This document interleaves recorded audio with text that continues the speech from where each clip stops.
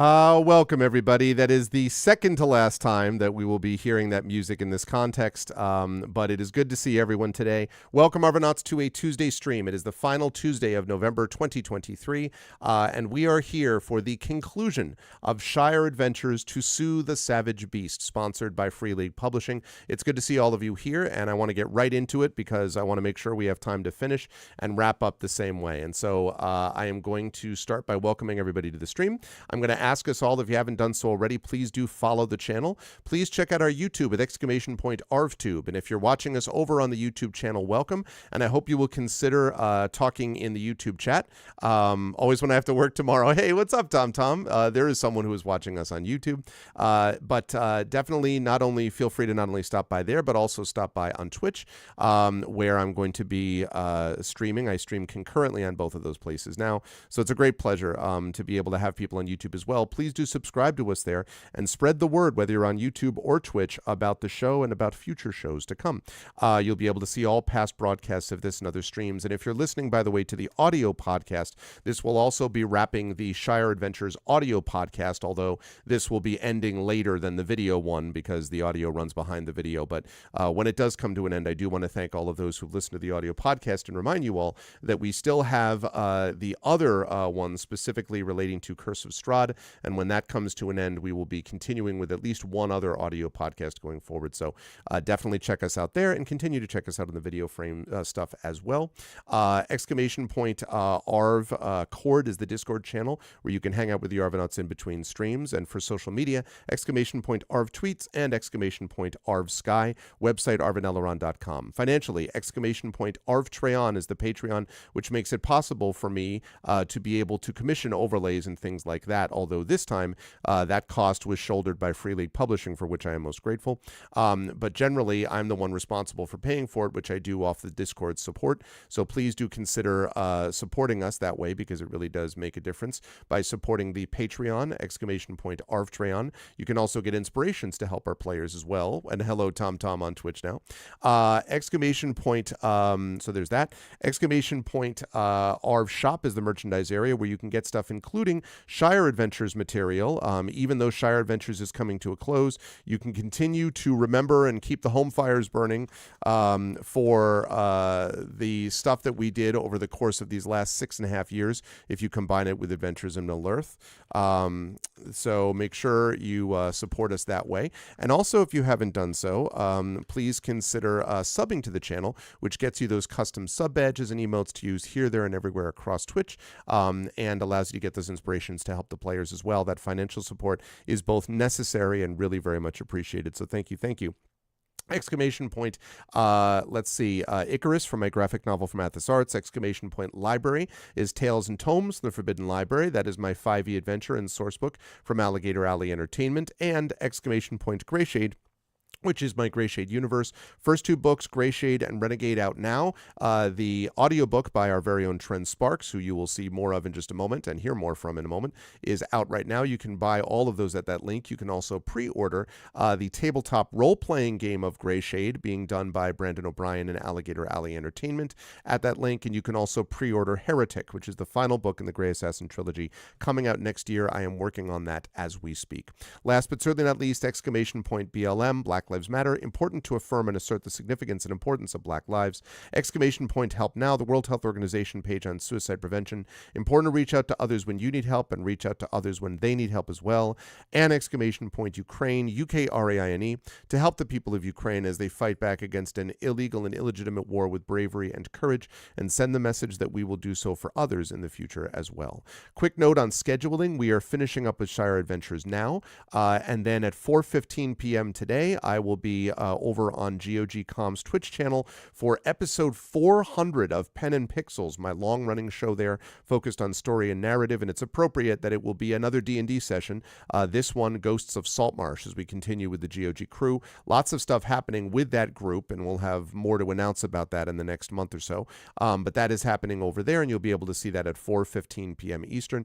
And then that's it for November. I will be back on Friday with the first stream of December, which will probably Kilby Starfield, and then we'll have everything scheduled for December. It's going to be very busy with a lot of good stuff happening, including Session 0 of Beowulf, which is going to be the new campaign starting up, fully starting up in January with our sessions. But in December, we'll have a Session 0 featuring Trent Sparks and Tari Tunes with Handiwork Games Beowulf. So I'm very excited about that as we go along.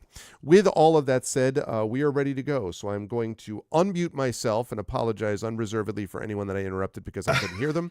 And then I'm going to unmute them. And last but certainly not least, I'm going to head over to reveal the incredible crew for one final time together, the amazing crew of Shire Adventures, Lord of the Rings role-playing.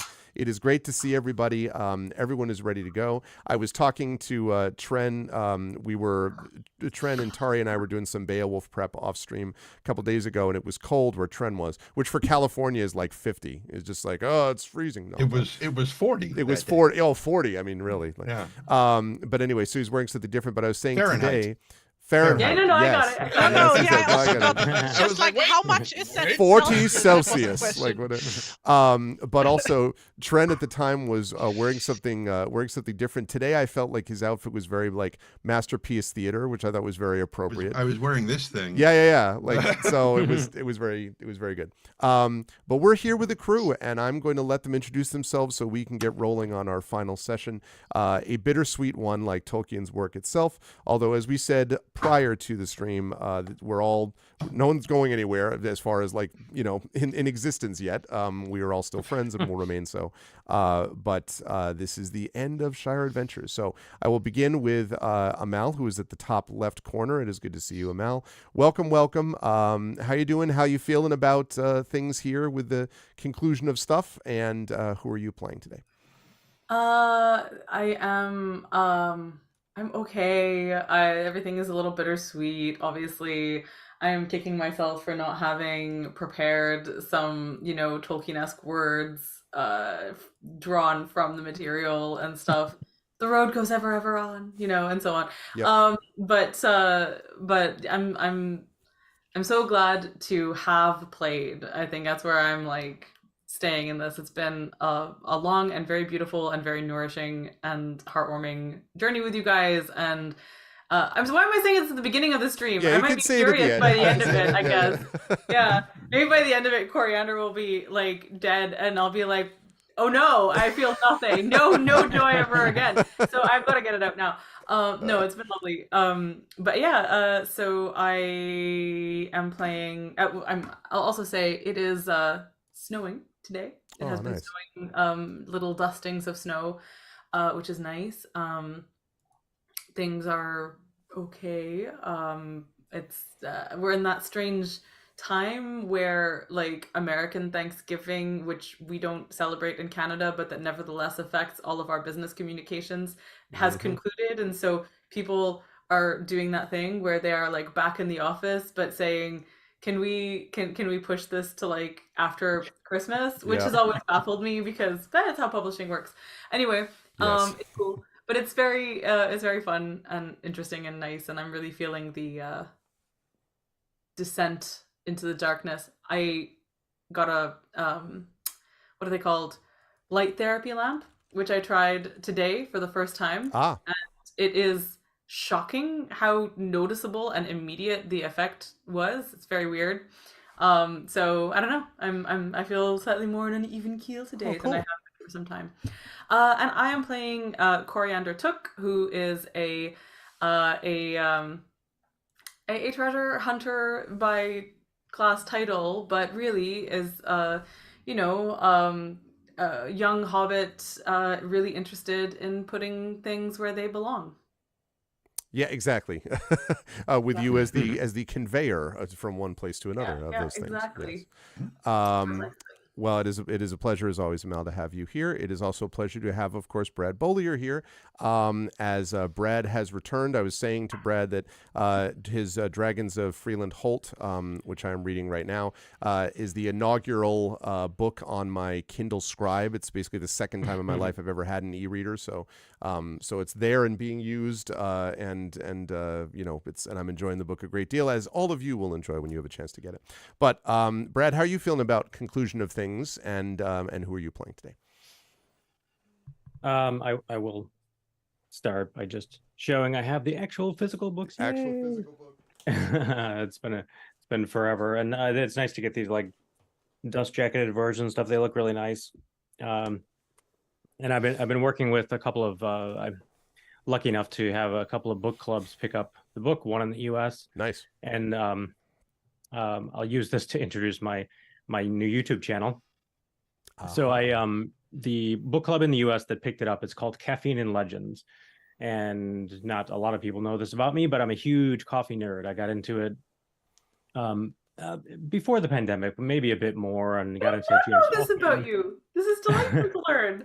Sorry, go on. Yeah, it's I really dig like watching videos on like different recipes and like learning about coffee and even like the trade of it and stuff like that, and different ways to roast and on and on and on. So because Caffeine and Legends picked it up, and because I'm working on this new YouTube channel, I filmed as my kind of like first bigger video, like my recipe basically. So you can find it under, if you go on YouTube, you'll find it under me, Bradley P. Bollier, or A Novel Approach is the channel name. And so it's going to be a writing channel. So I'm going to be talking about writing technique, and I'll have beginner's guides initially, and then I'm going to kind of roll into some deeper dive edits where I work on like my stuff basically, but like pull lessons out of that editing process and share it with people, and hopefully that will help other writers as well. I have just subscribed to this novel approach. Thank you. I didn't know that this. I knew you were thinking about a YouTube channel, but I didn't know about the coffee part. That's cool. Yeah, so it's fun. I mean, it's, you know, if you've gotten into, if you were outside of like video editing and audio, you know, producing and all that stuff, and then you come into it, there is a million things to learn and a million ways to like screw up and, you know, just kind of get the wrong stuff or not do it professionally or whatever, you know. So that learning curve is super steep, and I'm just kind of in the middle of that now, just kind of like learning how to make a studio, how to film properly, how to edit properly, and like, God, and it's never ending. Like, you not only do you have to do all that stuff, you have to like promote it, right? Yeah, and you have to do that online in different social networks and stuff. So it's a lot to bite off, you know. But at the same time, I've been doing this kind of thing, like photography and video editing for years, just on a very like hobby-like basis, and so it's fun to take it sort of to the next level. So that's a lot of what's going on with me, because the book is coming out in just a week and change at this point. So that's fun. So the book, the new channel, and then I am playing today Caloran Fallowhide, who is a messenger, budding musician, a cartographer, a guy who likes to get to the heart of matter, get things done. Doesn't like sidetracks. He wants to get to places and do things. Wants to find he's the an path. interesting bookend to Amal's character. Yes. So looking forward to seeing what we're up to, and sadly bringing things to a close. Yes, we'll do. And as far a link to the new channel in the chat, I imagine that Brad can possibly do that, or someone. I think I just put the. I'll see if I can find the link. While I do that, always a pleasure to have Brad with us. Also a pleasure to have Atari with us. And Atari, as you might be able to tell, poor Atari is suffering, but did so totally for her art. She got infected with a cold so that she could have the right voice. No, I'm kidding. I already could make the right voice. Please say thank you very much. Yeah. Could you say thank you very much? Yeah. Thank you very much. Yeah. Too much N and K in there. Try again. Damn it! It's almost thag. Thank you very much. Thank you very much. There we go. Oh, nice. Stand on a barrel. How are you feeling about how all of my aunt impulses sort of like hand juice through the It's screen. fine. I'm just sniffly. Tari's just emotional about this adventure ending, says Oh Nora. yeah, I'm just constantly crying. She's been crying for days leading up to this. No, it's I live probably, presumably. I just have a cold, so I'm not gonna be super talkative. I'll try, but also I don't want to just blow my nose into the microphone the entire time. So try to mute myself as much as possible. But besides that, it's like difficult to like show actual emotion right now because my entire face is like kind of numb, sort of. Because like inflamed sinuses and all that fun stuff. I'm also very sad to see this end. Since Trent and I are like have been like with this group like the longest now. Yes. So and Yeah, just like new always people. And it's just like it's like always sad to like see like people leave, and then like exciting to have like new people come in and make new friends. But like now it's like over, and that's just Yes, sad, but we so will have sad. you and Trent both back for Beowulf, Yes, remember? So yes, there is that. which I am very excited about. But still, I would have like really liked to have gotten to know this like current character lineup better. Mm-hmm. But some things are not meant to be. Oh well. So for the meantime, for the last time today, I'll be Granny Lavender, Hope Singer, who is an herbalist and an apothecary, and should be sick more often. When did we start Shire Adventures, by the way? When was our first? I need to take a look at that. Adventures of Middle-earth, overall, if you combine them together, we've been playing for 6.5 years of Middle-earth, followed by Shire Adventures. Just Shire Adventures by itself, I'll find out while Terry's finishing up. Oh, wait, I have the date written down in my notebook. Oh, do you? I know that I joined in September or October of 2017, and you guys had been playing for a few months before that. Yep. And... our first session was on January 31st this year. No. So we've played for a little less than a year. No. Slightly less than a year. Really? Yeah. For Shire Adventures. Oh, yes. just for Shire Adventures. Oh, okay. I was like, wait, what? I was like, no, that's what I'm saying. Yeah, for Shire Adventures, like we started at the end of January this year. So this is a different notebook. I didn't have a notebook for Adventures in Middle-earth because back when we started, I didn't like do the whole notebook keeping thing. So I have just like millions of sheets of loose paper with like random notes all over it. But Granny is like her character class is a scholar. So she's like a healer type. She's also Coriander's grandma, and mainly on this adventure to make sure that Coriander doesn't get into too much trouble.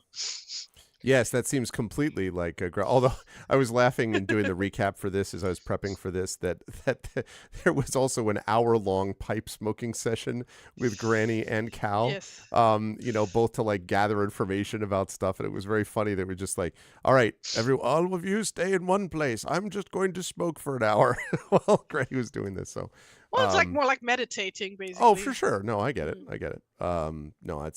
I am very pleased to have Tari as always with us. And you see Tari here for Gamebook illustration streams too, of course.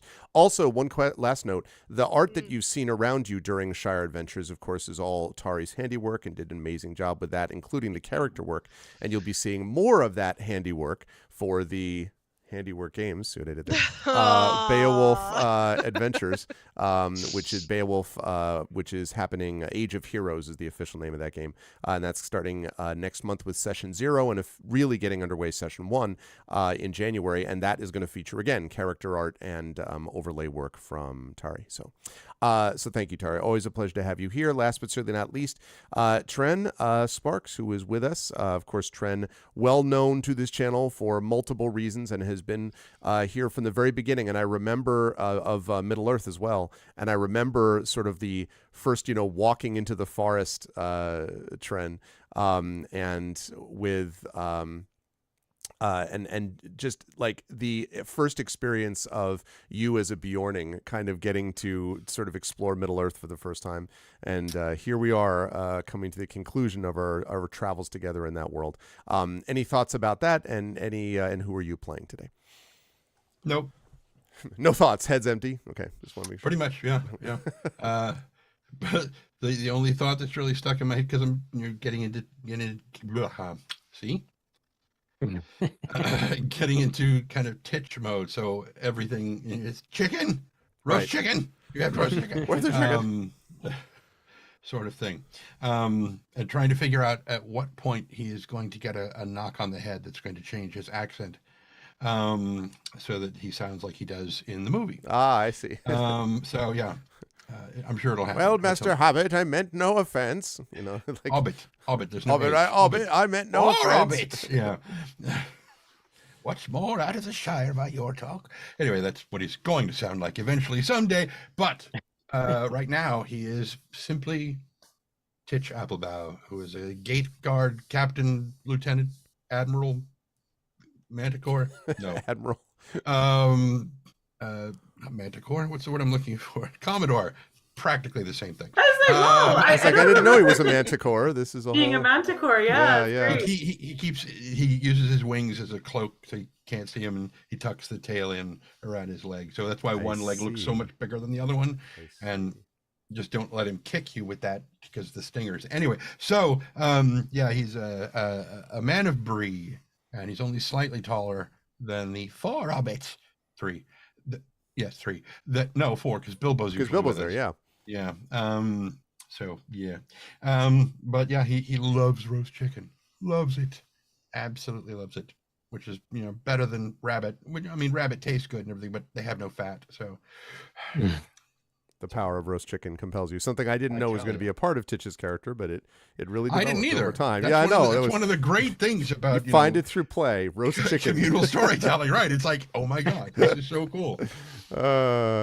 Big asterisk on the character sheet. Loves roast chicken. Exactly. Yeah. To find Titch, you just follow the bones. Yeah, pretty much. Where are the carcasses? But and you shall know him by his trail of chicken bones. Yep. Is he some kind of sorcerer? Is he like casting runes? No, he just likes roasted chicken. It is a great pleasure to have this crew one more time together. And with no further ado, let us get into it. I'm going to move us over to the map as we talk a little bit what happened in our last session. And I think our last session, which was around Halloween time, was very appropriate for that time.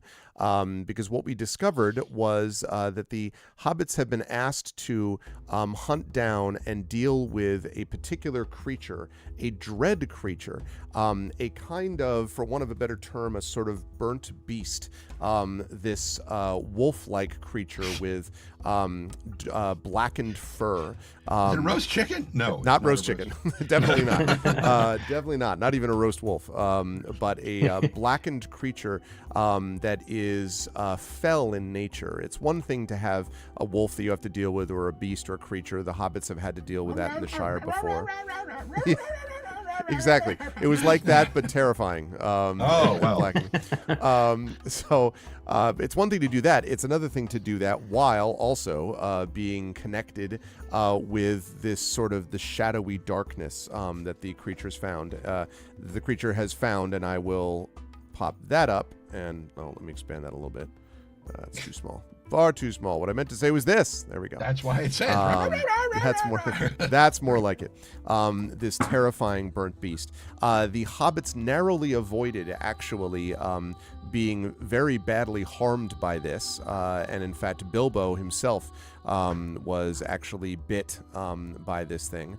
And the impression that the hobbits had when they made their way ultimately to Buckland and went to Brandy Hall was they were not the only ones who had been facing this. In fact, this person right here, Gorbadoc Brandybuck, told them that this creature, this burnt beast, had made off with livestock and had threatened some of his own people, especially in more of the kind of outlying farms. And after the crew agreed that they would go and try to deal with this situation, at least try to track down some of the lost livestock and the lost creatures, the brother of Rory and Primula, Saradus Brandybuck, woke them to tell them that Rollo Boffin had run all the way from Crick Hollow all the way to Brandy Hall, and that the thing had been snarling at his very window. And when the party spoke to Rollo, what he explained was that he had seen this beast with fur burnt black and these blazing red fiery eyes stalking back and forth near the edge of the property. That's exactly what the party themselves had found with this creature, so it all sort of linked up. And so they agreed to go and try to investigate further.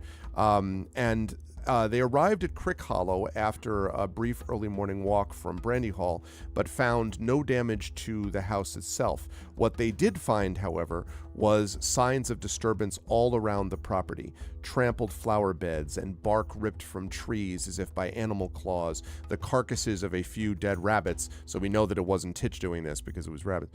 Right. You know, and most disturbing of all, that's the actual secret twist, is that Titch is the burnt beast, and he's like, I wasn't going to say anything. I would have gotten away with it if it wasn't for you. Yeah. Mask off and it's Titch over there. Exactly. No, I'm sort of retroactively mad that's not the thing. Yeah. I think that, yeah. what an amazing circle closing for Trent specifically, to go from like dude who had bear shape to dude looking for a ghost bear to Why dude you who actually wanted has a spirit teeth. beast. Yeah. Yeah, that's funny. And then most disturbing of all, there were great gouges, because what you discovered is there was actually damage at the rear door of Rollo's house, these sort of great gouges there. And they had just seen that there was this creature, this sort of lying, this creature that was lying there in the sort of in the halfway in the path with its legs stretched out and on a natural angle, and it was indeed the cow, the sort of beloved cow of Rollo, that has also been killed, and that was basically where we ended our session. The last note that I wanted to make was that the party had also realized right at the end of our session that there was a small trail leading toward the eastern end of the property that appeared to dip and run to the very high hay itself, and that the tracks that they saw leading up to the house with the gouges was coming down that pathway, so from the old forest down the pathway towards the farmhouse, basically. And so the party had seen that, plus this dead cow, and that was where they were. And so now I'm going to hand things back over to the party and ask them, standing in front of this locked door, looking down this path, what they would like to do.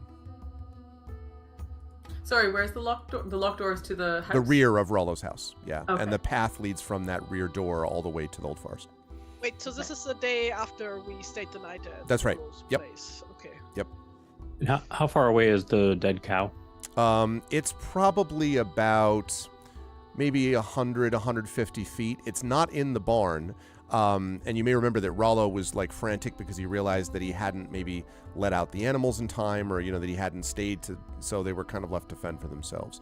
But it's not in the barn. And if you go over and look, Cal, you can see that it's actually, I don't want to get too graphic about this, but it's the bottom half of the cow. So the other part is kind of strewn about, It's again, just the legs. well, I'm just like thinking of the body it's of sort like of the dog torn. and the trousers. How would a dog wear yeah. Right. Yeah. Yeah, exactly. No, it's like this torn carcass that all extends back to the barn. Actually, that was a question I had without wanting to get too graphic. Does it... Oh no, I have to sneeze. I'm sorry. Oh god. I'm sorry. I'm staring into the light. I was going to say, stare into the light. That's, yeah. Oh, it's not coming. This is torment. Anyway, oh, it's horrible. This is the worst thing that's ever happened to me. Anyway, yeah. It's the curse of the beast.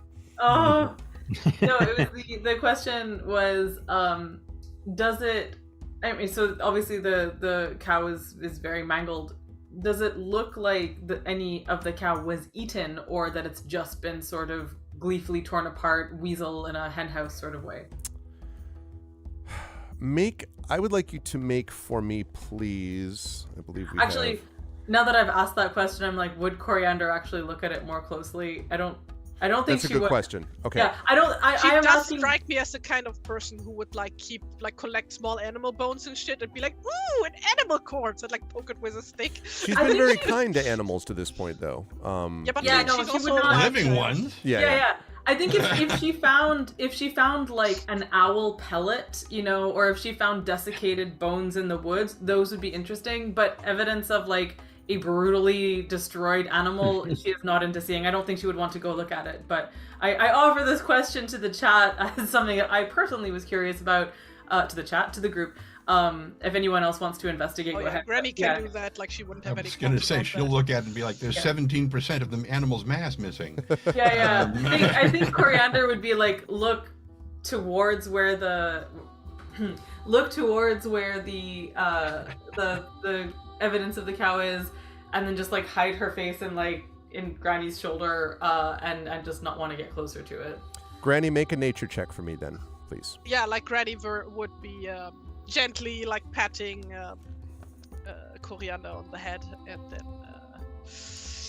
while leaning slipping forward away to investigate the thing up close. Have we been inside Rollo's house? Sorry. No, it's locked, and it doesn't. It's pretty clear that the wolf did not get in there, or whatever it is. This burnt beast thing did not get in there. That's a 19. Okay, yeah. So it looks to you there may have been a piece or two that might have been eaten, but it looks to you mostly like it was just torn up for the sake of it. Okay. Which I assume is odd for like extremely an animal hunting odd for food. That was true of that first attack too, wasn't it? Yep, sure was. Yeah. Oh God, Trendane would probably know that, like, because you used to work with animals.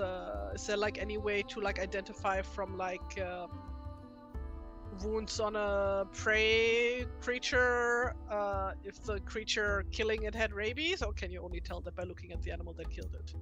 Mostly the animal that killed it. Yeah, you wouldn't have any frothy saliva would not have stayed frothy long enough to really, and there's no guarantee that would be proof of anything anyway. Yeah. I thought there would be like a word showing up on the forehead of the animal. Right. Oh, the creature has no forehead left. That's why I can't tell. Right. Exactly. The burnt beast carefully took away the forehead that said rabies on it. It's just like, I've got to cover the evidence. Tell how long this thing has been torn up. That you could easily tell. Yes, and I would say you can do that because of the nature check originally. My guess, your guess probably is maybe an hour. Okay, so Granny inspects this thing and then turns around to the guys like, yes, I'm pretty sure this thing is dead. Dun dun. What? But like with a completely deadpan expression. Is there a tree or like maybe the house, like a high thing that Coriander could climb to try and like see, like just look or see at a distance and stuff? The tallest thing here is in itself the high hay, which is sort of the area that sort of extends around Crick Hollow. It's not right next to Crick Hollow, but close by. That's high enough that you can actually climb up basically on it and look down. The only other option would be to climb on the roof of Rollo's house, but Rollo's house is not even as big as that. So it would be, if you may remember, I mentioned that it sort of is a little bit in a depression, like in a little bit of a valley almost. So it's not going to show you that much, otherwise everything else is pretty close to the ground. Cool. I'm just looking at the... That sounds like a problem for when it rains. Yeah. Yep. Not great. Or during an attack, Yeah.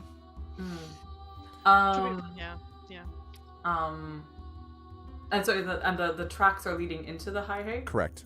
Towards the high hay. Coriander is kind of like looking around and trying to take stock of this, and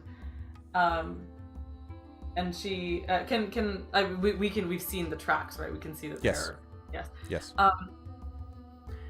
And she sort of just says, I don't think it will be hard to find this thing, but what do we do when we find it? I mean, are we gonna trap it? Are we gonna kill it? How do we do that? Well, with most sick animals, wild animals anyway, it's often better to just put them out of their misery. Could otherwise end up infecting other animals. You think it's sick? Don't think it's healthy. like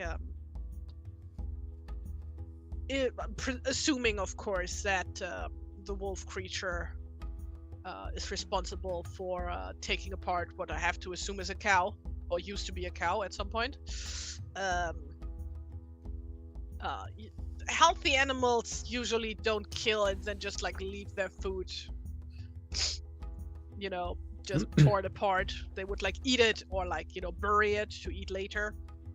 Mm. And there's really no guarantee when it's going to go for a person instead of an animal. So We all saw it though, right? It's really big and really scary and very, very fast. And I mean, I don't know. Do you think we can just the four of us? Do you think we can, or five? Is Bilbo here? Bilbo is there. Mm-hmm. Okay. Although he's there, but obviously is a little bit hobbled. He's a hobbled hobbit because he took that injury. But he insisted on coming with you. But he's, so at the moment, he's kind of like, he's sort of taking the lead from all of you a little bit. Oh. And Coriander is going to look at him and say, Uncle Bilbo's hurt? And, I mean... This seems like it's a job for really big people. I don't know. She looks at Titch. And he pats you, Bilbo, sort of, fondly, kind of, gives you a quick hug around the shoulders and says, it's all right, my dear. It's just a little bit of it's just a flesh wound, really. I've had worse, believe me. But You've had worse than wounds in your flesh? Yes, indeed. Where else do you have wounds? And for a moment he says, well, not all of them are physical, child. I'd like you to make an insight check for me, Coriander. Ooh, interesting. God, all the icons in Roll20 are different. Yeah, I know. They're doing a whole big UI thing, so it's like... Okay. Well, yeah. Greg, can you remind me, like, last time we played, I think we inquired with Rollo about, like, the militia or stuff like that. What was the deal with that? They said that they were trying to assemble a group of people together, but it's hard. Everybody's very scattered, and the thing is, these things are so fast that they haven't just stuck around, for, like, an army of people, basically. Coriander, you no just, insight, head empty. Yeah, I mean, you see a kind of, but it does feel to you even then that there's a little bit of a sort of a dark shadow that passes over Bilbo's face momentarily and then is gone. You don't know what that's about, though. But then it's replaced by his usual sort of cheery expression, and he says, the truth is, we're going to have to do some of this on our own. It'd be one thing to expect the big people to help us. I know that if we could find some of the Dunedain around here, they might help, but they're occupied, ever more occupied with things beyond our borders, I think. We may have to solve this problem on our own. So Cal huddles up with everybody and using, like his folklore knowledge, he's trying to rack his brain and maybe get an edge of some kind if there's any stories of similar beasts and perhaps weaknesses or stories of how they were defeated or something like that. I'm wondering if we could pool our knowledge a little bit and maybe make a plan, because it feels pretty foolish to just go after this thing on our own with no preparation. Mm-hmm. Okay. So I have folklore. I don't know if anybody else does, or if so I'm basically kind of asking the group, can you think of anything that's like this fell beast in other lands or in the Shire, even in the distant past? I believe, I do believe that in our last session, that Granny had asked something like this about creatures that she might have known of, and I mentioned, bless you, there it is. Yay, it worked. Much better. Gesundheit. But she had asked about whether there were previous sort of examples of this in history, and what I had mentioned at the time was that she remembered that there were, wolves and so on that had been that sort of crossed over when the Brandywine froze over and things like that. And there have been sort of legends of several of them. One large wolf that had to be defeated, which is still kind of half legendary around here. Obviously, Bilbo's own experience of dealing with trolls is quite a legend, in the Shire and stuff. So there have been things like this. In terms of like stories and fables. You do not remember having heard of a creature exactly like the one that you've seen, nor do you remember in your memory how something like that might have been dealt with. It's a little bit beyond the experience of what the Shire would know. Okay. And so, as far as the sort of folklore is concerned, I don't know that there's anything formal about that I would recommend. What you could all sort of do together is come up with sort of a plan of how to handle things, in terms of tracking this thing down. That's what I would say. Because you already did the pipe smoking thing, I think, recently, if I'm not mistaken. Yeah, Granny while actually. Let me just. Yeah, Granny did, and Cal, who was practicing, I believe is the term. Yeah. While Granny is like standing over this cow corpse and like having her eyes wander around, she would like go. I mean, we could try and set a trap for this thing. Traps. I can do traps. I like traps. I like traps. This is like more than putting a bucket on top of a door, dearie. This is that more. That wasn't a trap. That was a prank. Yeah. That was very different. Of course, dearie. But I could. I mean, maybe what if we made a cage and then we hoisted it up into a tree and then we put something under it and then that it would want and then waited in the tree, and then when the thing comes, then we could make the cage fall.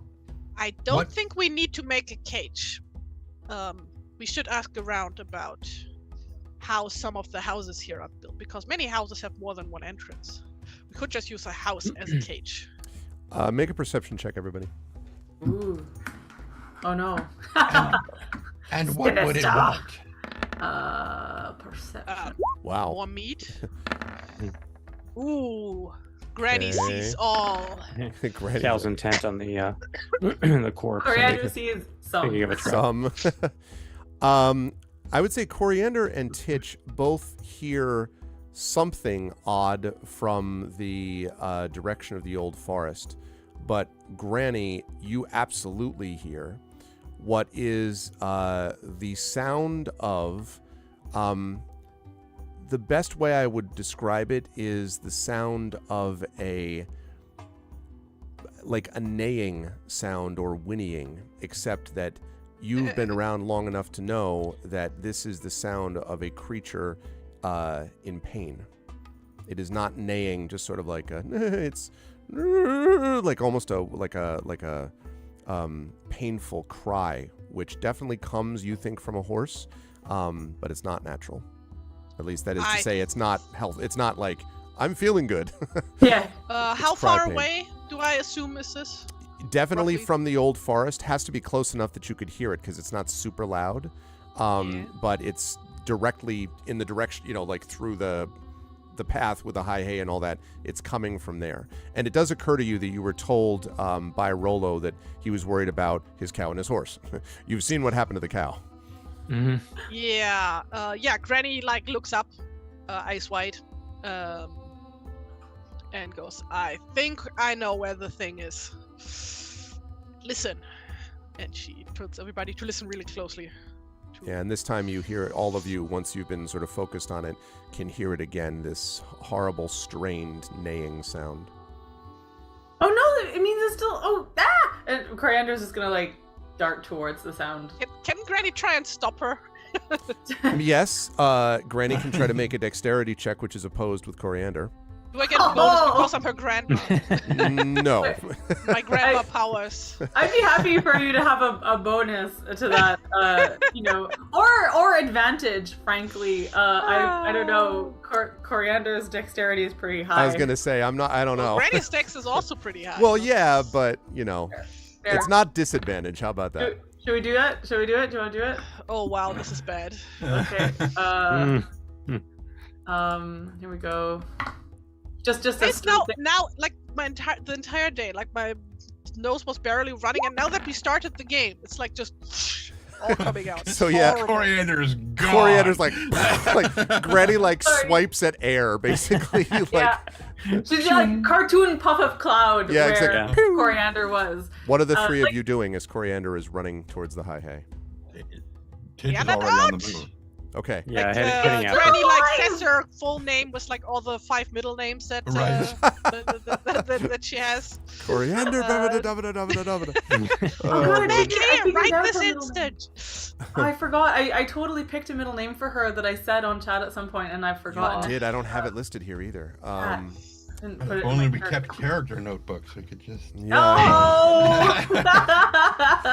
So as Coriander is booking down now, just as a reminder, so the Sweetgrass. It's sun- Sweetgrass. I actually have it written down. Coriander Oh! Sweetgrass Coriander is the middle. Sweetgrass took. That's right. I love that. Oh my That's god. right, okay. Hooray. So- I chose well. Thank you, Tari. So, Coriander books it that way, followed closely by Titch and Cal, and then Granny yelling the full name of Coriander as she goes.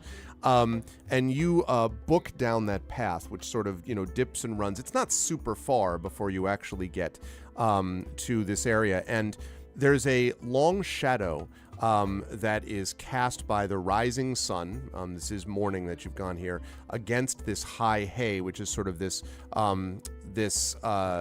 basically high hedge almost that kind of lines the property. And Coriander. The hedge, you say? Yeah, Radagast is in there. Yeah, Oh exactly. no, I was thinking of Baldur's Gate. Yeah. Oh. And as you are running full speed, Coriander, I would like you to make a perception check for me, please. And what is Coriander's speed? She's pretty fast because she's, let's see, her 40? speed is 25 Oh, on okay. the, well, so her, like that's the walking speed. Oh, right? okay, right. Yes, I wasn't. Base wrong. speed is 25. Yeah, okay. Yeah, so- base speed is 25, but because she's got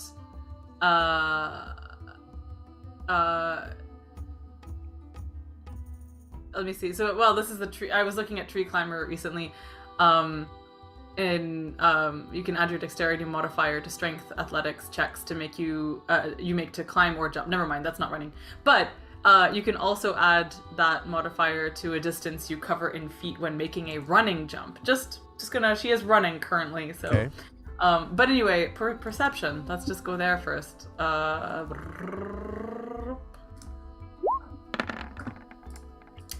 What do we got? Wow. She is Yep. focused on horse. Focused on horse. Which means the first person to see leaping from the shadows a large blackened beast is Titch. It leaps at Coriander. And let's see. Now, since Titch is faster than Coriander, and Didn't have enough time to catch up, but I will tell you. But yeah, that is going to help, though. I'll explain that in a minute. Okay. So first of all, it's going to. Let's see. I've lost the stats. You get there, Titch, and you find the lower half of Oh Coriander. no! Listen, we're not getting that dark so fast, all right? Joking about her dying this session. I was in jest. I was not in earnest. That is This that is a 16. Okay.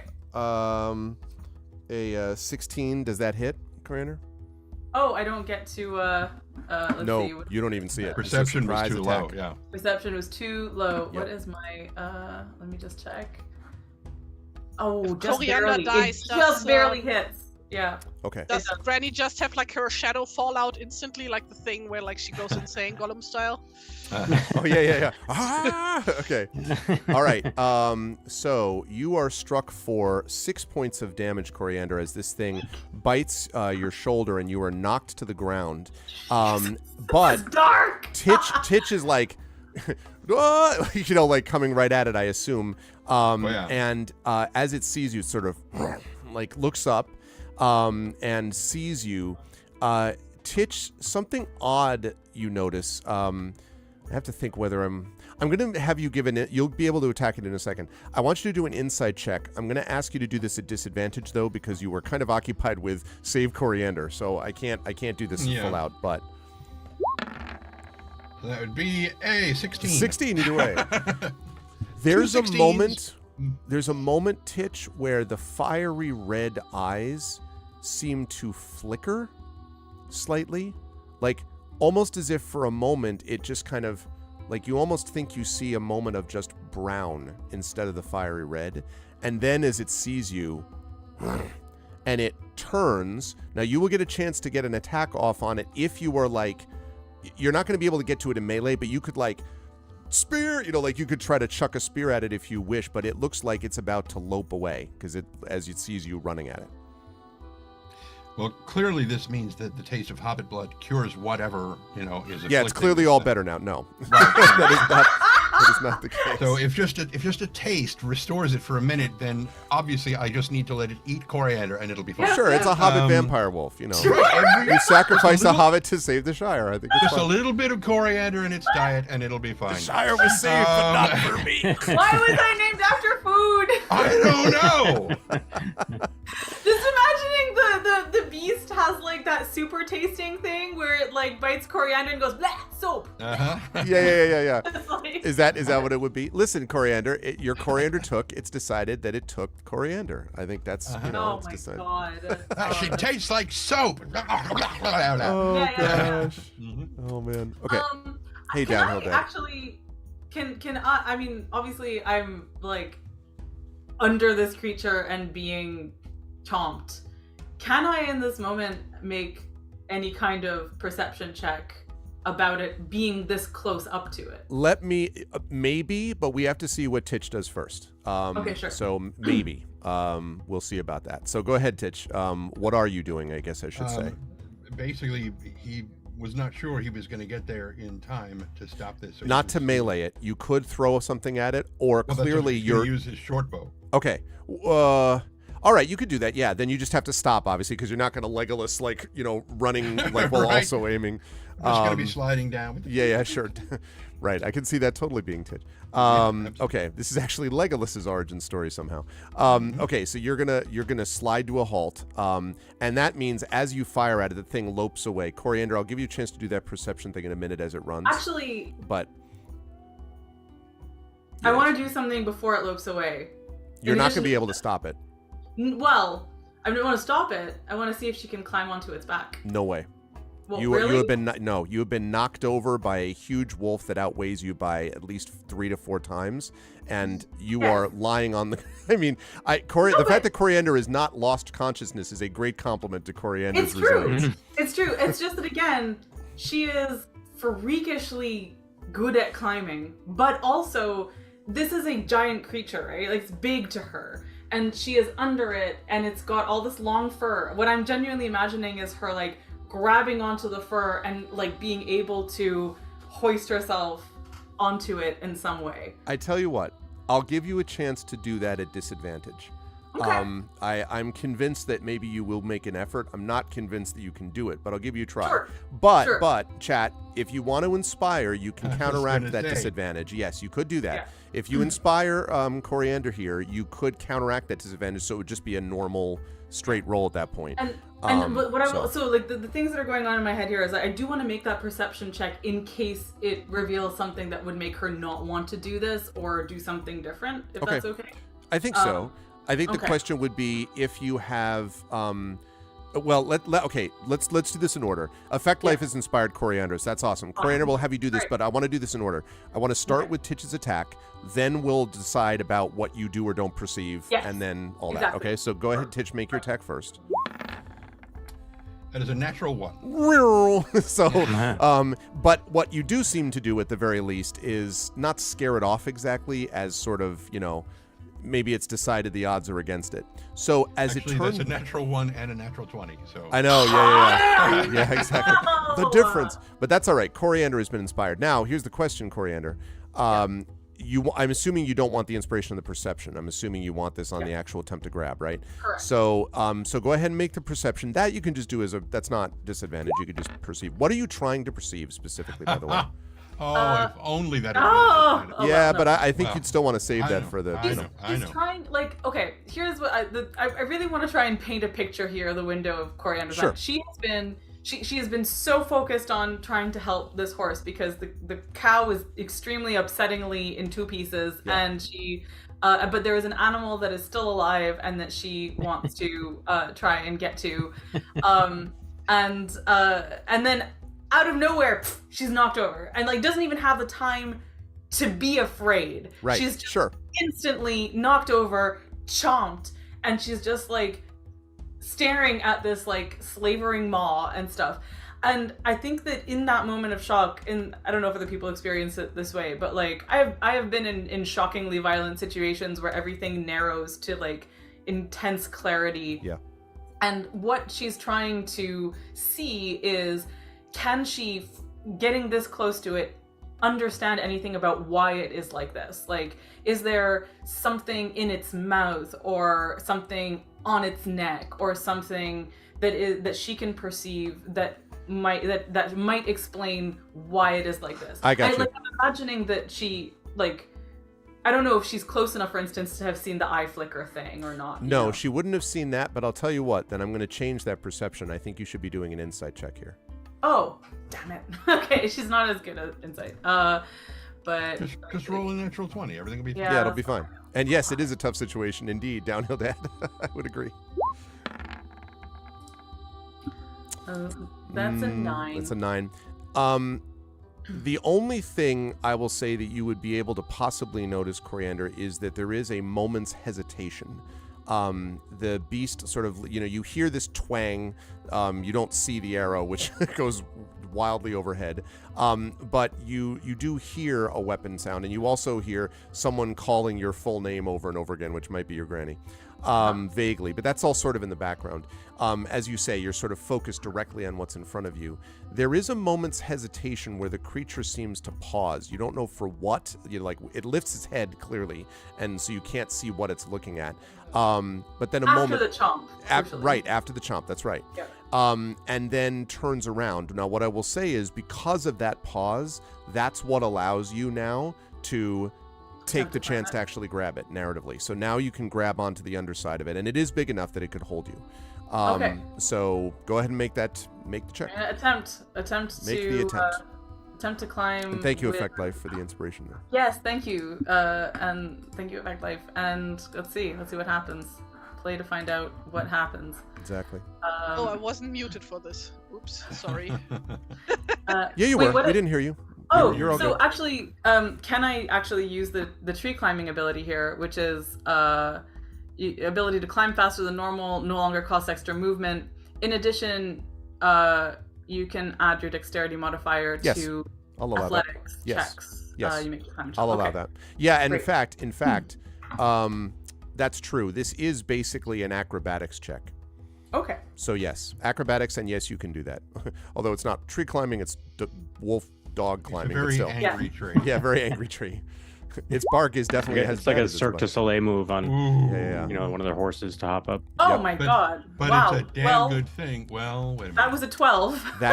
It is a damn good thing. Ooh, that was the worst possible roll. So you manage to grab onto its fur. Now, because it's barely enough, you're not able to sort of position yourself quite as you want. So as you're basically holding on to its underside as it lopes away, which means that you are going to take a couple of extra points of damage because you're literally like almost banging on the ground as you're going. So you're going to take 2 more points of damage as you go.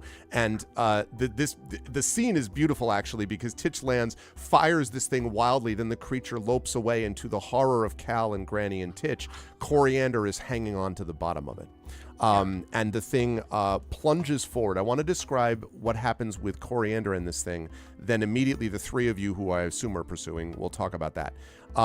This creature runs, and you can hear the like the heavy breathing, and where you're holding on to the fur is right underneath, basically in its area of its chest, so you can feel the pounding of its heart, the rapid pounding of its heart, as sort of almost in line with the pounding of the rhythm of this thing as it's going on.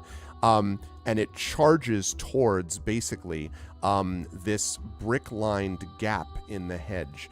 The hedge is past the high hay and just past it, and basically is the border between Crick Hollow in the civilized lands and the old forest. And right next to it, there is a gate which has a set of thick iron bars. But as you are sort of like tilting your head, and it's not easy to see this because, you know, you're like this, Coriander, you can see that it looks to you like the gate appears to have been bent and twisted, as if something was trying to get through it. And then leaping through the gap, and literally you feel your breath taken away as a moment as this thing just sort of leaps forward through the gap in the hedge, and is gone with you underneath it. Now, I want to come back to Cal, Granny, and Titch. I'll come to Coriander in a second. Good move, Mel. Cal, Granny, and Titch. Led to a very good movie moment. And you pitched it. When you explained, I'm like, okay, yes, I'll buy that. Yeah. Good work, Effect Life. Without that, she wouldn't have been able to hold on. So, Cal, Granny, and Titch. The three of you see this, so you basically are able to see it. I would say probably Titch, you're able to get, you know, like, you're the one closest, because I assume when you fire and miss, you're just like, crap, and then you start running again. I'm guessing, yeah, like, okay. Yeah. So Cal, you're right behind, I imagine, going as fast as you can. Granny, you probably can't move quite as quickly, although I'm sure you're like driven by grandmotherly speed, probably. Right. But you'll still be able to keep up with them enough, but you would be sort of last in the chain. Titch, when you come to the hedge, do you want to take a moment to like stop and look at it? Because you saw it plunge through the gap. You could take a minute, not long. You could take a few seconds to look at the gate if you wish, or you could just like, I'm going through the hedge no matter what, and I'm, you know, it's up to you. Like, what I'm saying is you could take a few seconds to stop and look at the gate, or you could just like charge forward. And I don't know what Titch would do in that situation. Well, it depends on if it's an artistic gate or if it's merely function. What kind of a lovely gate is it? Yes. Exactly. If it's an artistic sort of expression of wrought iron, then yes, I would absolutely stop it. I mean, jokes aside, you are a connoisseur, though, of locks, gates, doors, and bars, since you spent a lot of your time guarding them. And you know, at the very least, without even having to do a check, that it's twisted in the way I described it, Coriander. That's good enough. Coriander is in deep wolf poop if he doesn't get to her. He's moving. Okay. So he's through that. You're through the hedge. Cal, what about you? When you come up basically 30 seconds behind Titch, I would say. That's a long time. You were booking it. He is curious about it. Maybe. All right, yeah, you're right. Let's say 15 seconds. Let's say 15. Someone bringing you a mug! Oh, I'm not the only one getting handed mugs by their partner. That's so nice. Oh. Brad was delicious just chamomile tea. I got mac and cheese. Yeah. Amazing. I got a nice coffee from Starbucks I bought myself. Tea I made last night. Yeah, so, yeah. I don't have any food or drink. I can. Yeah, so Cal, as he approaches the gate, I mean, he's not going to slow down hardly at all, but he is like looking at it as he approaches, and make an investigation check for me, please, then, Cal. Oh, what? Investigation as you come up to the gate.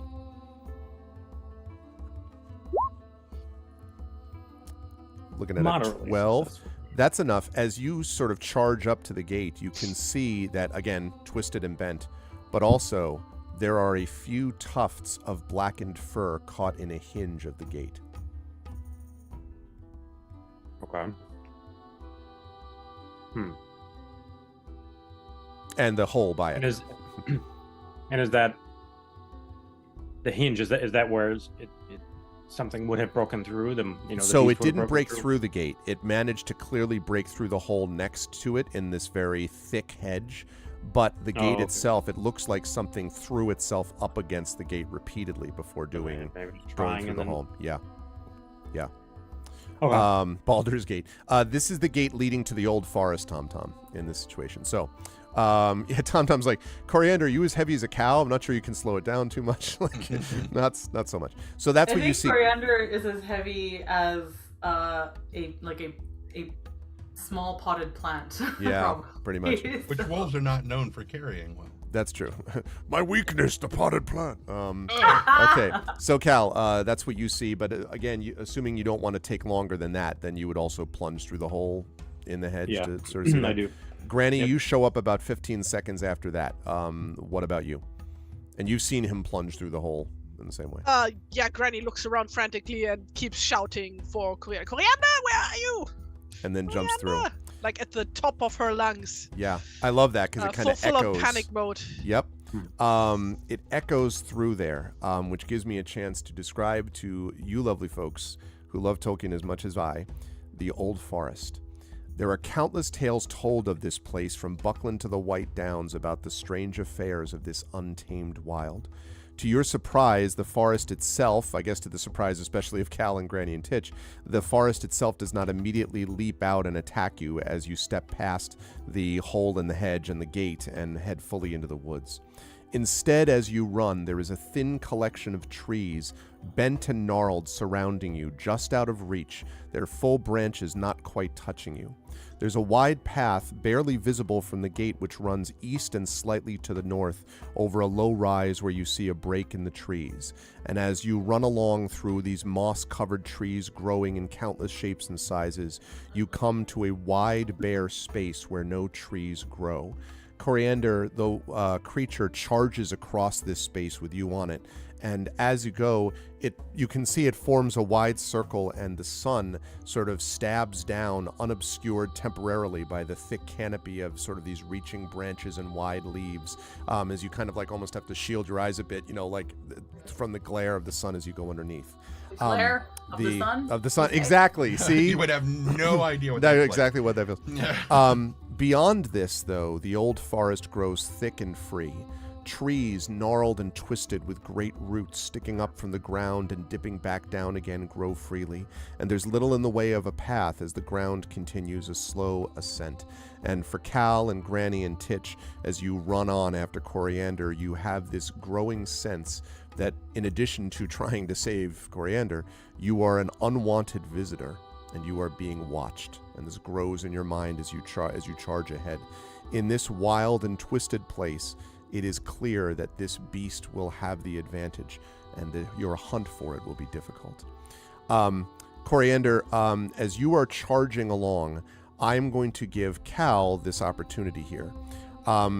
You are going to have a hard time tracking the beast once it's in this thick wood, but because you were charging... I'm sorry, Titch first. I beg your pardon, it was Titch first. Each of you will have an opportunity to do this. Titch, I want you to make for me, please, an explore check. This is a wisdom-based check. And I'm going to give you the opportunity to do this at advantage, partly because you're larger than the Hobbit, and partly because you were closest and saw sort of the general direction it was going. By the time Cal gets there, Cal is basing it more on sound, and Granny is basing it on sound, which is somewhat obscured by "Coriander, sweetgrass, columbine took," like shouting over the forest. And so, yeah. So, Titch, I'm going to give you a chance to do the explore check here, an exploration, so wisdom-based. Okay, let me try to make a case for getting quadruple advantage on this, because I still do not have a character sheet that has explore on it. Oh, no. Oh. So Okay, we still don't have that sheet. Okay, so let's just have you make... Let me have you in that case make just a straight wisdom check, but you can add your proficiency to this. Let's do it that way. Okay. So it should be 2, I think, is your proficiency that you can get in addition to whatever wisdom bonus you have. Yeah, so if it's adding proficiency, then that's basically the equivalent of a saving throw. Okay, that sounds right.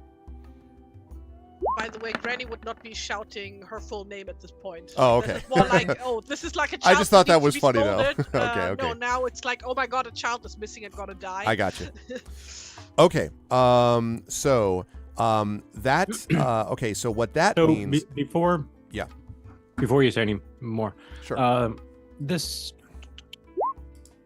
I have this pathfinding. Party gets advantage on pathfinding. Is that sort of applicable here? It would be, except that the party is split. Not its own fault. The party is just separated.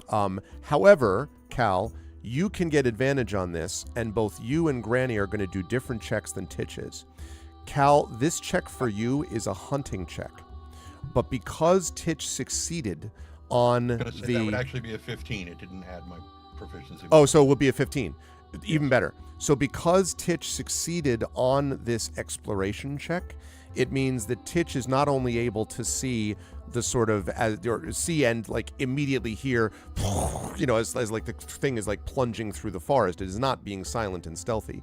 Not only are you able to hear that, but you're also, and you can tell me if you would not do this, but I'm guessing you would. You can shout over your shoulder like this way or something. Like, again, you can tell me if you wouldn't do that, but I feel like Titch probably would. And if so, Cal, you will be able to get a bonus on your hunting check. It's like a cascade effect. If you succeed, Granny will get a bonus on hers and so forth. Okay. And I'm coming back to you, Coriander. Don't I haven't forgotten about you. Don't worry. Do we have fellowship points? 6 of them. Yes, 6 you do. I'd love to see those being used. Yeah, and like this is our last thing. I just remembered that entire mechanic now. Yes. And yes, Big Boss, you can absolutely inspire if you have inspirations available to you. Effect Life did it before, and it was a good thing. Yes. So the end of the month is right around the corner, so use them now. That is right. The Ghosts of Saltmarsh people will just have to be upset next session. No, it's fine. Okay, so 16. Yeah, so you get to, based on and I don't want to run your character for you, Trent. Is that something Titch would do, or would you leave? Okay. Oh yeah. So Cal, you hear that. And you can hear a little bit of the crashing sound ahead of you, which means you are basically able to, sort of spring forward and follow.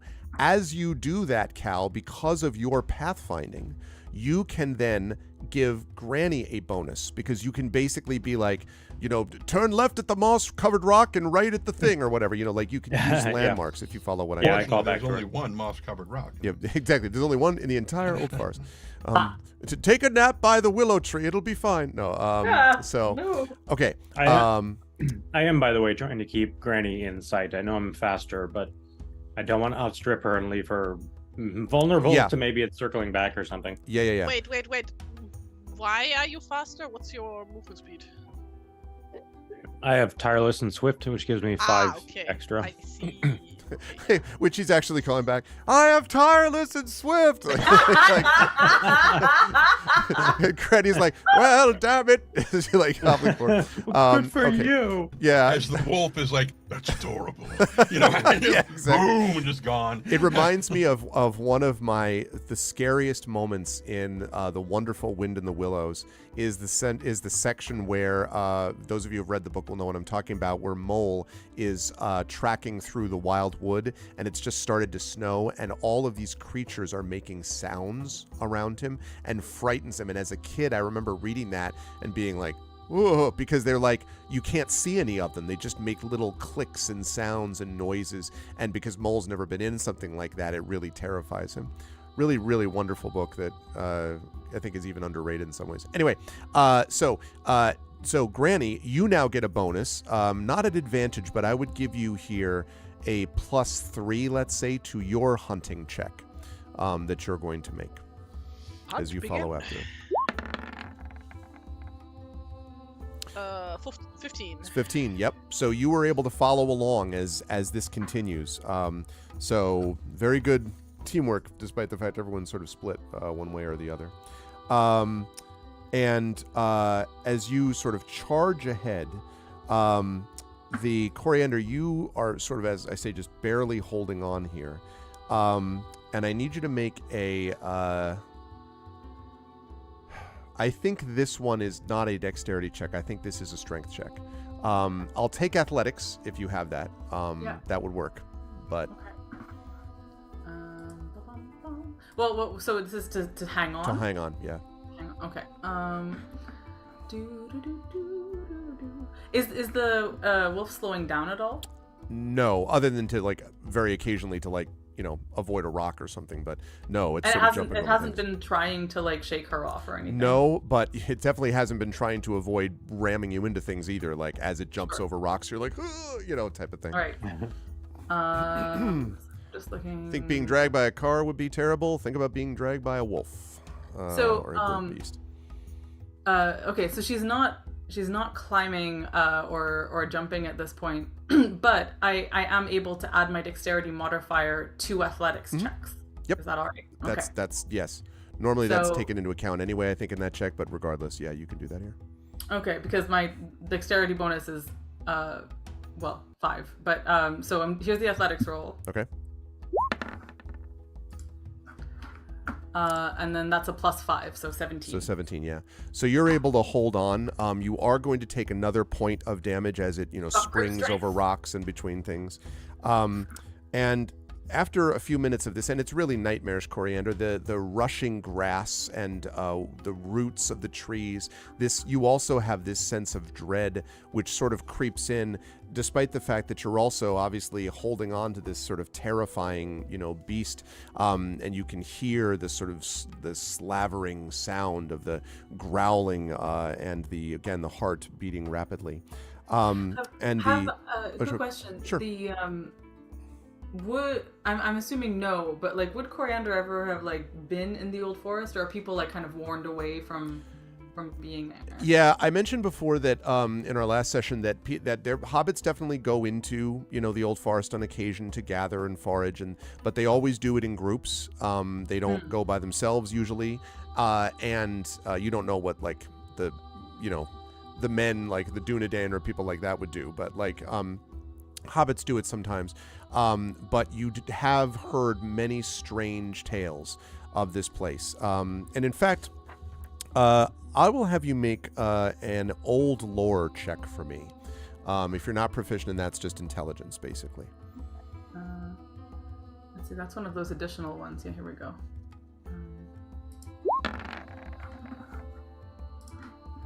That's a 15. 15. So she listens to her granny. Yeah, you remember the granny telling you stories of many things, including related to this. Rumor had it that the, that the forest is alive and actively dislikes visitors. There is some believe that the trees themselves actually move to obstruct travelers. In fact, you remember Granny telling you a story when the hobbits actually drove the old forest back when the wood itself moved and supposedly tried to attack the hedge, and that Bucklanders sort of traveled beyond the high hay and drove it away with fire, and that there are mysterious spirits that live within this too. So you have all of this sense of like, so I don't know that you would have been in it yourself, but you've definitely heard enough stories, and it seems to be living up to this experience, I think. And as you were as this thing is charging through, the thick woodland, after several, what feels like an age and may only be 4 to 5 minutes of this, the thick woodland opens ever so slightly to reveal a great thorn thicket that is impossibly large and twisted, and there's a clearing basically in front of it. And the creature that you're under finally slows to a halt, and you're just sort of dangling underneath it. And it's sort of, I'm going to ask if you drop off of it. It's not, I'm going to specify this. It's not going to run away because of what I'm about to describe. So I just want to know if you drop clear of it or if you're going to hold on to it regardless. But I'm specifying it's not running away because you could tell based on this thicket. So has it stopped in front of the thicket? Or Yes, has it gone... it's not right up to the thicket, but it's like in the clearing that's next to the thicket. Okay. Yeah, I think Coriander has been sort of waiting for a moment where it slowed down enough that she could drop and like roll away and look for a tree to climb and kind of like, put some distance between her and it if she can't get on top of it. That makes sense. We'll talk about that. So you drop clear to roll. Crawling through the thicket. I love that's from there's a game called Shadow Tactics where when you try to hide in this bush and the guards come looking for you, that's the thing they say over and over again. Anyone there? Hiding in the thicket? So anyway, this thing is hiding in the thicket. So from under these strangling vines, Coriander, as you sort of roll free, the creature above you doesn't look at you. Instead, it seems to be looking at the thicket.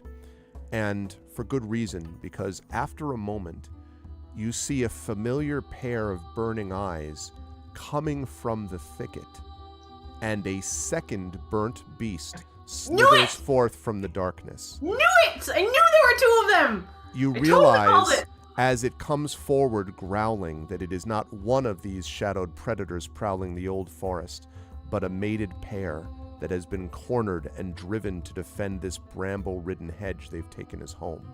And as you sort of roll free and kind of scramble up to your feet, these 2 creatures basically, now the problem is that both of them are sort of at opposite ends and they're much faster than you. By the time you can get to a tree, by the time you get to a tree, they're both going to be on you. Because the one is already there. This creature sort of turns that you've been riding on, basically kind of like turns around, looks in your direction, and then the one that came out from the thicket lets out a that just echoes, and every one of you, Cal and Granny and Titch, hear that. And you also hear, Coriander, the sort of muted sound now of neighing, which seems to be coming from the thicket as well. Perhaps it has been dragged here. You can't see anything, but you can hear the sound coming from underneath the thicket. And as this howl sort of sets off, these beasts sort of look at you and are sort of staring at you. And I would like everybody please to roll initiative for me. Oh, man. Well, okay. Great. Well, you'll get a chance to act. Fear not. I know. I just wanted Pick to. your tokens first. Yes, and I have set up the order. Itrenia Iwashka. Oh, no, wrong one. This one right here. Okay, there we go. Oop, I forgot to delete the other ones. Darn it. Okay. Let's see. My name. What? Yeah. Sorry. What do we? What do we see right now on this? We see, or what do you see in your turn order? Roll20's doing something weird. What? I see Granny with a 12.16. Yeah, 12.16. Oh, yeah. Okay. I have a Oh, 12. I have to. I have to click my Weasel Drope. You have token a 12. before, but I can't find myself. Do you have a on the- 17, Titch? Is that what I saw? And I'll talk about that in a second. Correct. I have a 17. Am I actually on the map right now? You can just drag your token from Oh, the that's right. And no, you're not, because we were using the party I thing, see it. which is about here, I would say now. There we go. I just wanted to click whilst rolling finish. What if it's not 2 but 3? Well, that would be bad. There are pups. There you.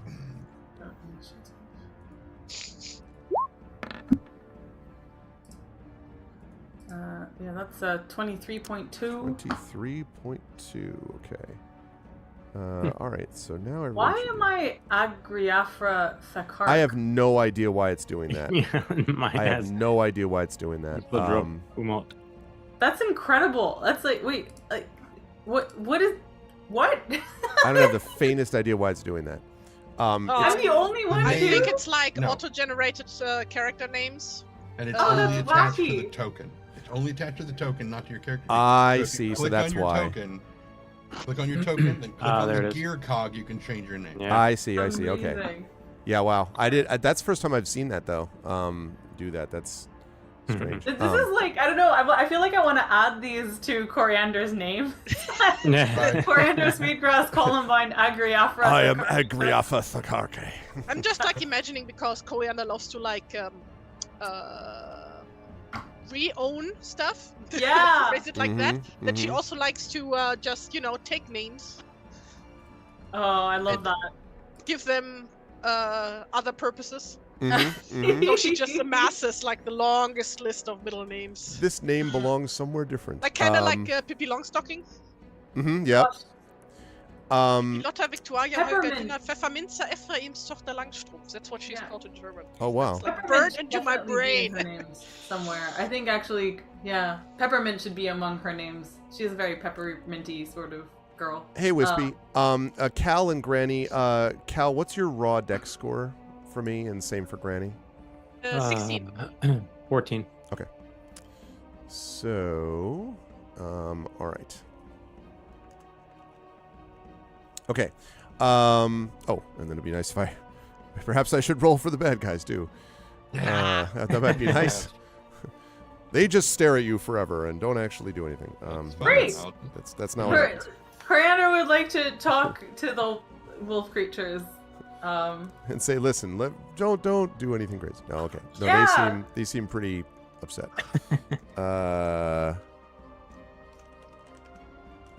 Would you like a job as a mount or a pair of I really like what you've done with the place. It's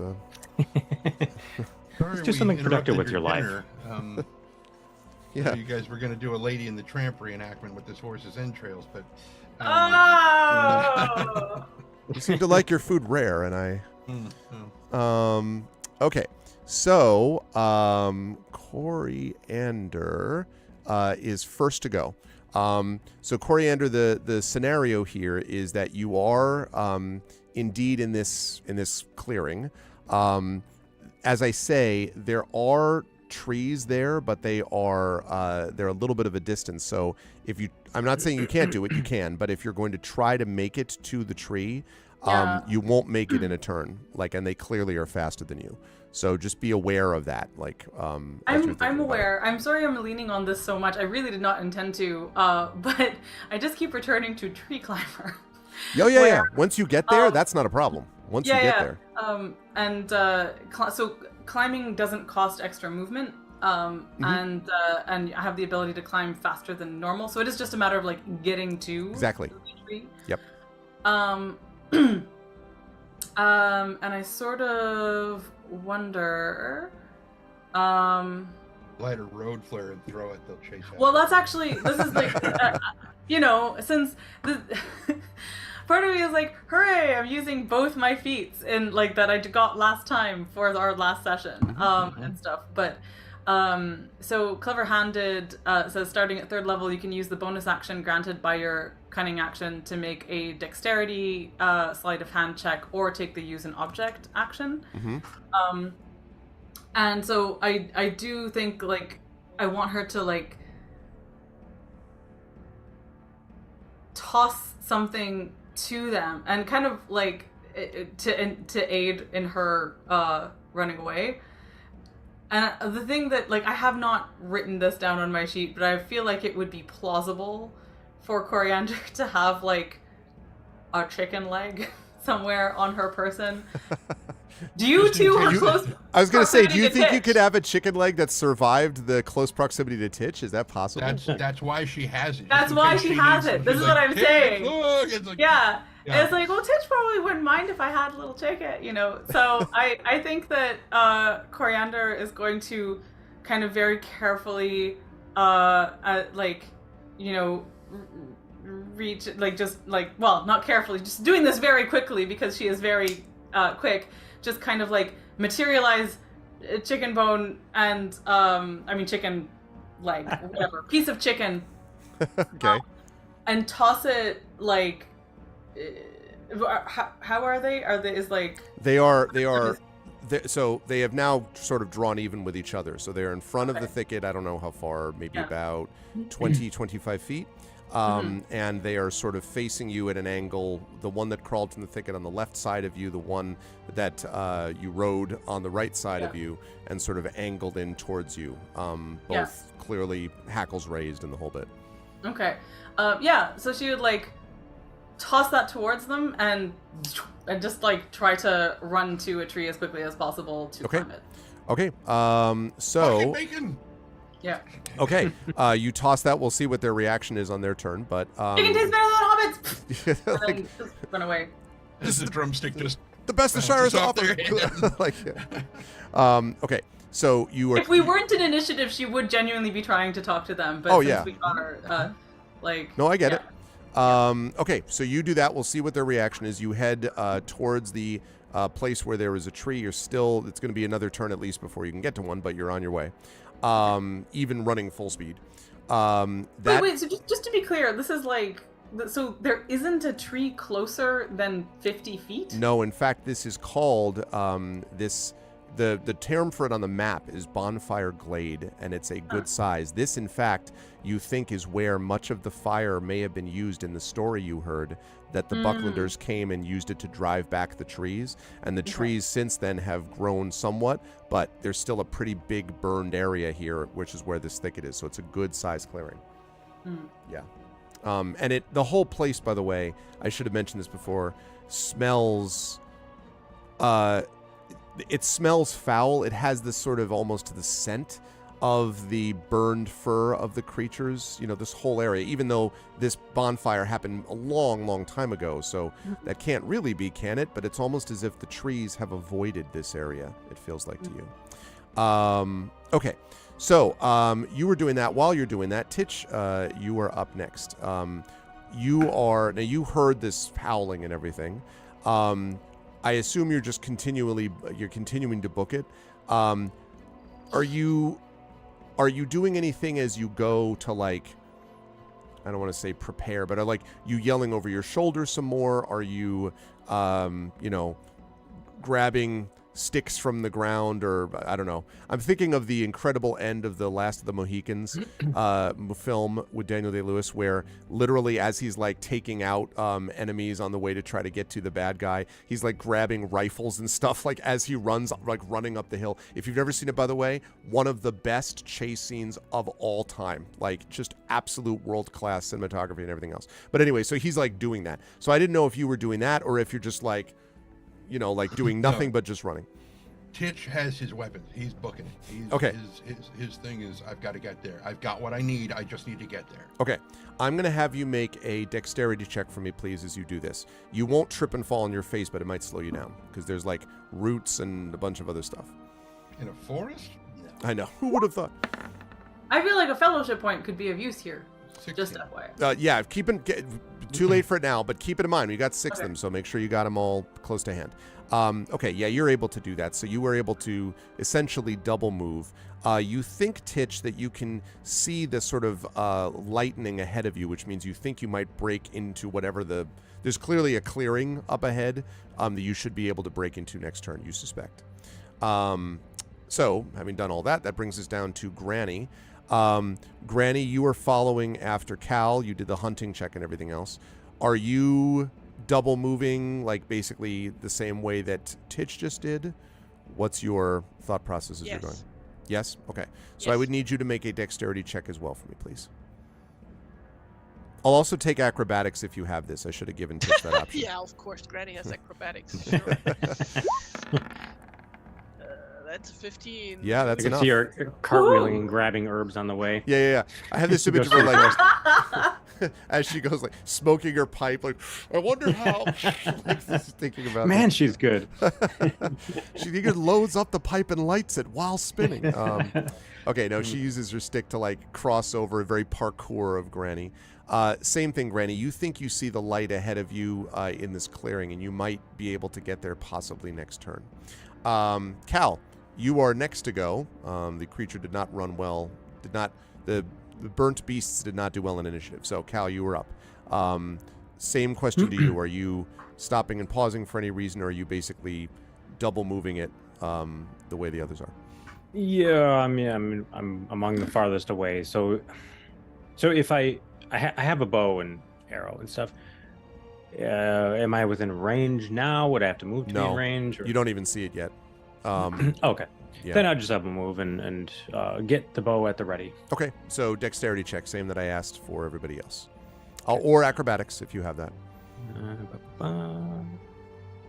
And don't forget, fellowship points exist. Yes. Okay, so Very that is a moderate. 9. So let me just double check.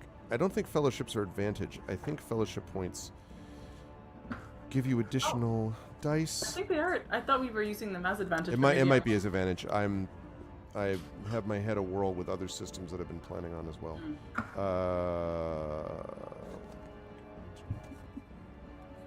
Hold on just a second.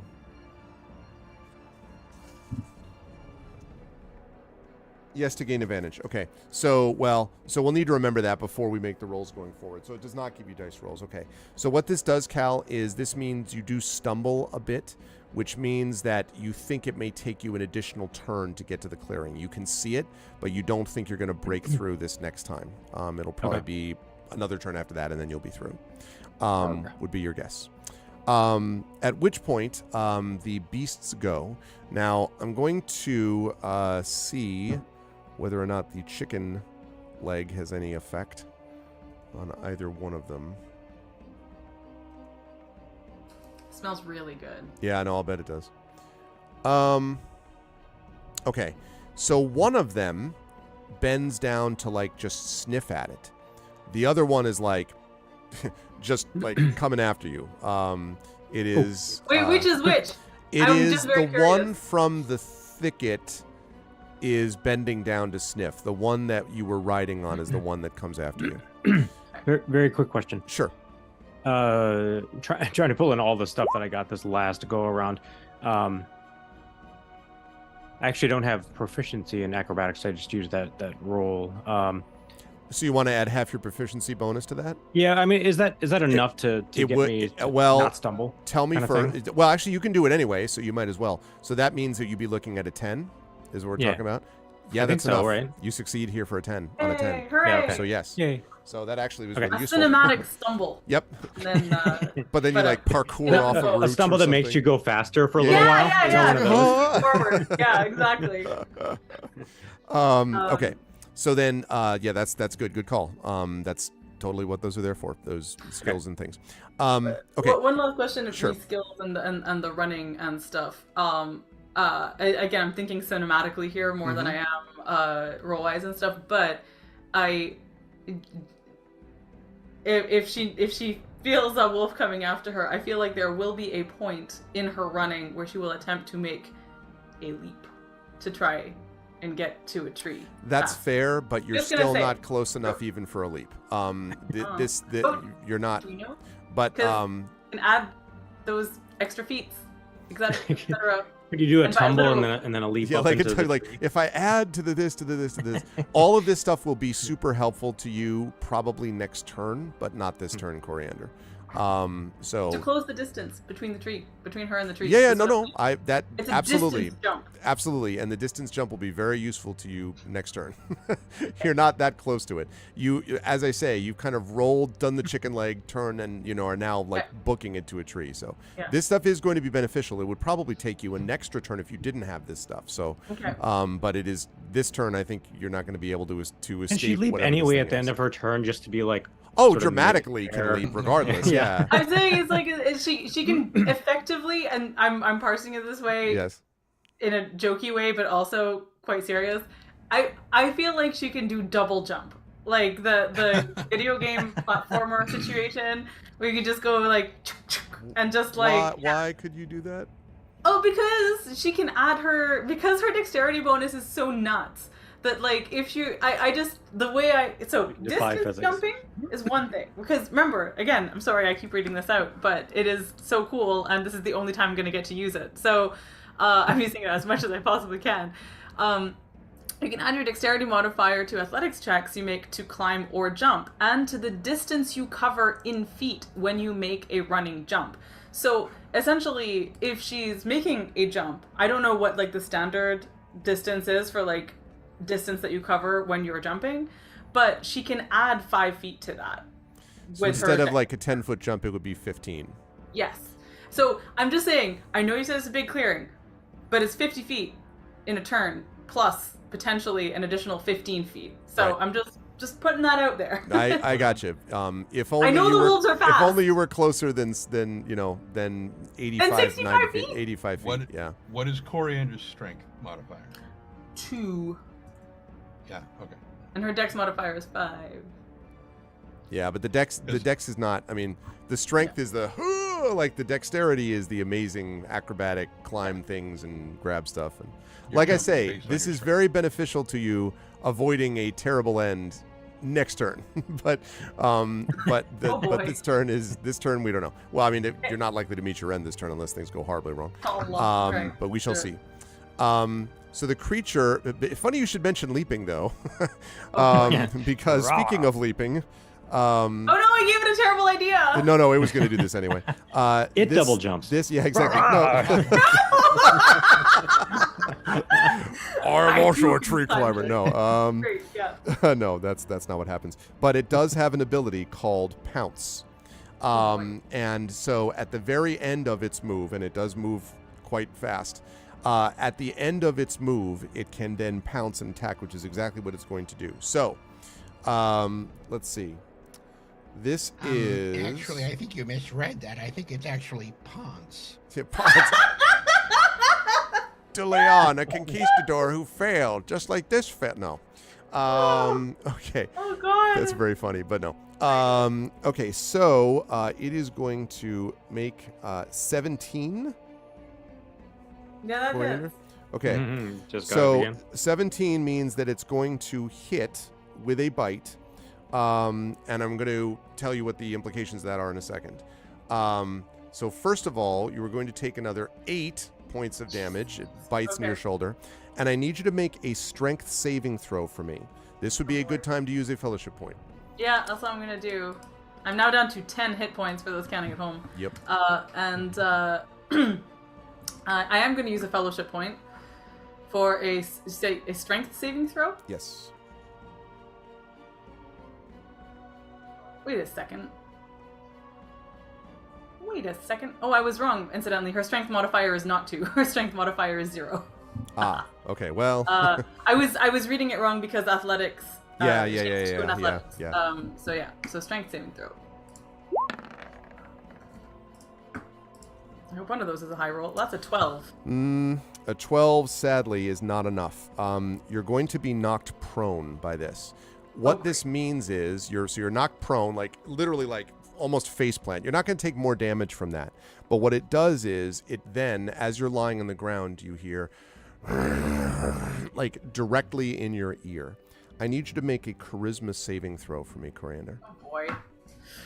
Ah! All right. This is charisma, you said? Charisma saving Yeah, throw. this is a shadow You're not point. close enough though, Cal. Next turn you could be able to see if you could give bonuses and stuff. I don't know if you were going to do that, but Not me. I was thinking fellowship point, but yeah, you can. Yeah, I mean, and again, charisma saving throw. You can use a fellowship point for inspiration on a saving throw. So Yeah. that might be a good moment. Yeah. So I've just used. I don't want to use them all along. Yeah, but you got 6 though. Save I some for mean, battle, but That's yeah. true. I don't want you to use them like water, but you know. did we go to our maximum, by the way? You did. Yeah. When you Because I gave reset the one. whole thing. Didn't we get 8? Don't we have Yes. 8? But you used 1 or 2 of them during the course of getting up to this point. I don't remember on Brad what. asked if we went to our maximum. Oh, you mean I'm just wondering- after at the beginning of the adventure you did, but like at the beginning of this segment of the adventure, but not. I mean, you didn't get it after a long rest or anything like that. It doesn't reset that way. Is that what you're asking? Like at the beginning Yeah, of I the guess. beginning of Savage I just Beast, wanted- you did get Okay. maximum. Yes, for sure. And we've used a couple. Yes, 2, I believe so far as I recall. Okay, Yep. and I just used one for this one. And Seems logical. I'm just gonna make this one a straight charisma one. Okay. Charisma saving throw. That's Ooh. 17. a 17. You feel for a moment there's this sort of wave of fear that passes over you, but Coriander, I imagine you steel yourself, like, gotta be brave, gotta be brave. She does. And she says, like, in fact, and when this happens, like, I think when it pounces her, I think she actually is going to have a reaction, which is, you did this already! You... and then, like, when it, like, bites her, she I think she is going to yelp, and go, and I think she's just gonna start going, please don't eat me, please don't eat me, please don't eat me, please don't eat me, I don't want you to eat me, and just like be loud and stuff. Yeah. Okay, that makes sense to me, and that's actually good timing, because it is the top of the round. The creature is gone. It's the top of the round, and it is your turn, Coriander. And you were saying all these things about please don't eat me. Yeah. So the deal is right now, it is basically on top of you and holding you down with a paw. Now you can try to slide free from it. You are basically restrained is what this means. So you can still act. You could attack it. You could yell at it. You could, I don't know what you want to do with it. You could also try to, get out from under its paw if you wish. But that's what you face. The other wolf you can see, by the way, the other burnt beast, is now looked up from chicken leg and is like basically stalking towards you. It does not. It was slowed down, but not stopped by the chicken leg. Can I make another insight check the way I was doing before? Like, and whenever she is like this close to it, I think she's still trying to understand what is the deal with these creatures. Yes, but the question as to whether this uses your action depends on what you're using the insight for. If you're really trying to get an understanding of, like, I have an advantage. Also, hi, Wispy, and Wispy has inspired Coriander. So thank you, Wispy. That's so That'll nice. be useful. Thank you. Yeah. I mean, I think okay, so I'm gonna think my way through this. Coriander has never been like damaged to this extent before. I think she is like, maybe been nipped by a dog she shouldn't have gotten close to or something, but she loves animals and she gets close to them all the time. And and she had the whole thing with the owl where she's just like, she's very convinced that it's not that she can talk to animals, is that she believes that animals just understand people more than people give them credit for. So her instinct is to talk to them regardless of whatever the game mechanics are. And I think that being this kind of like chomped and bitten is very shocking and very frightening. But I don't think she has comprehended that she could die. I think like she's in pain and she's looking at this animal and it's so close to her, and I think she's still like she's just like, this is just like a problem that needs to be solved or something that needs to be understood.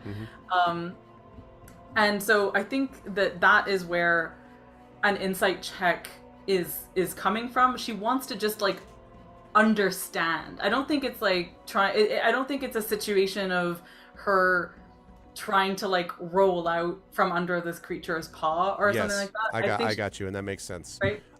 So I will say that we'll use your action. It won't use your move, but it'll use your action to get the insight, but it will give you some useful information, if theoretically useful information, if you succeed in it.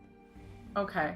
You have inspiration, which you could use if you wish for this. Also, I think I do want to use inspiration here. Sure. I also want to understand where my bonus action comes in, because I do get one of those, right?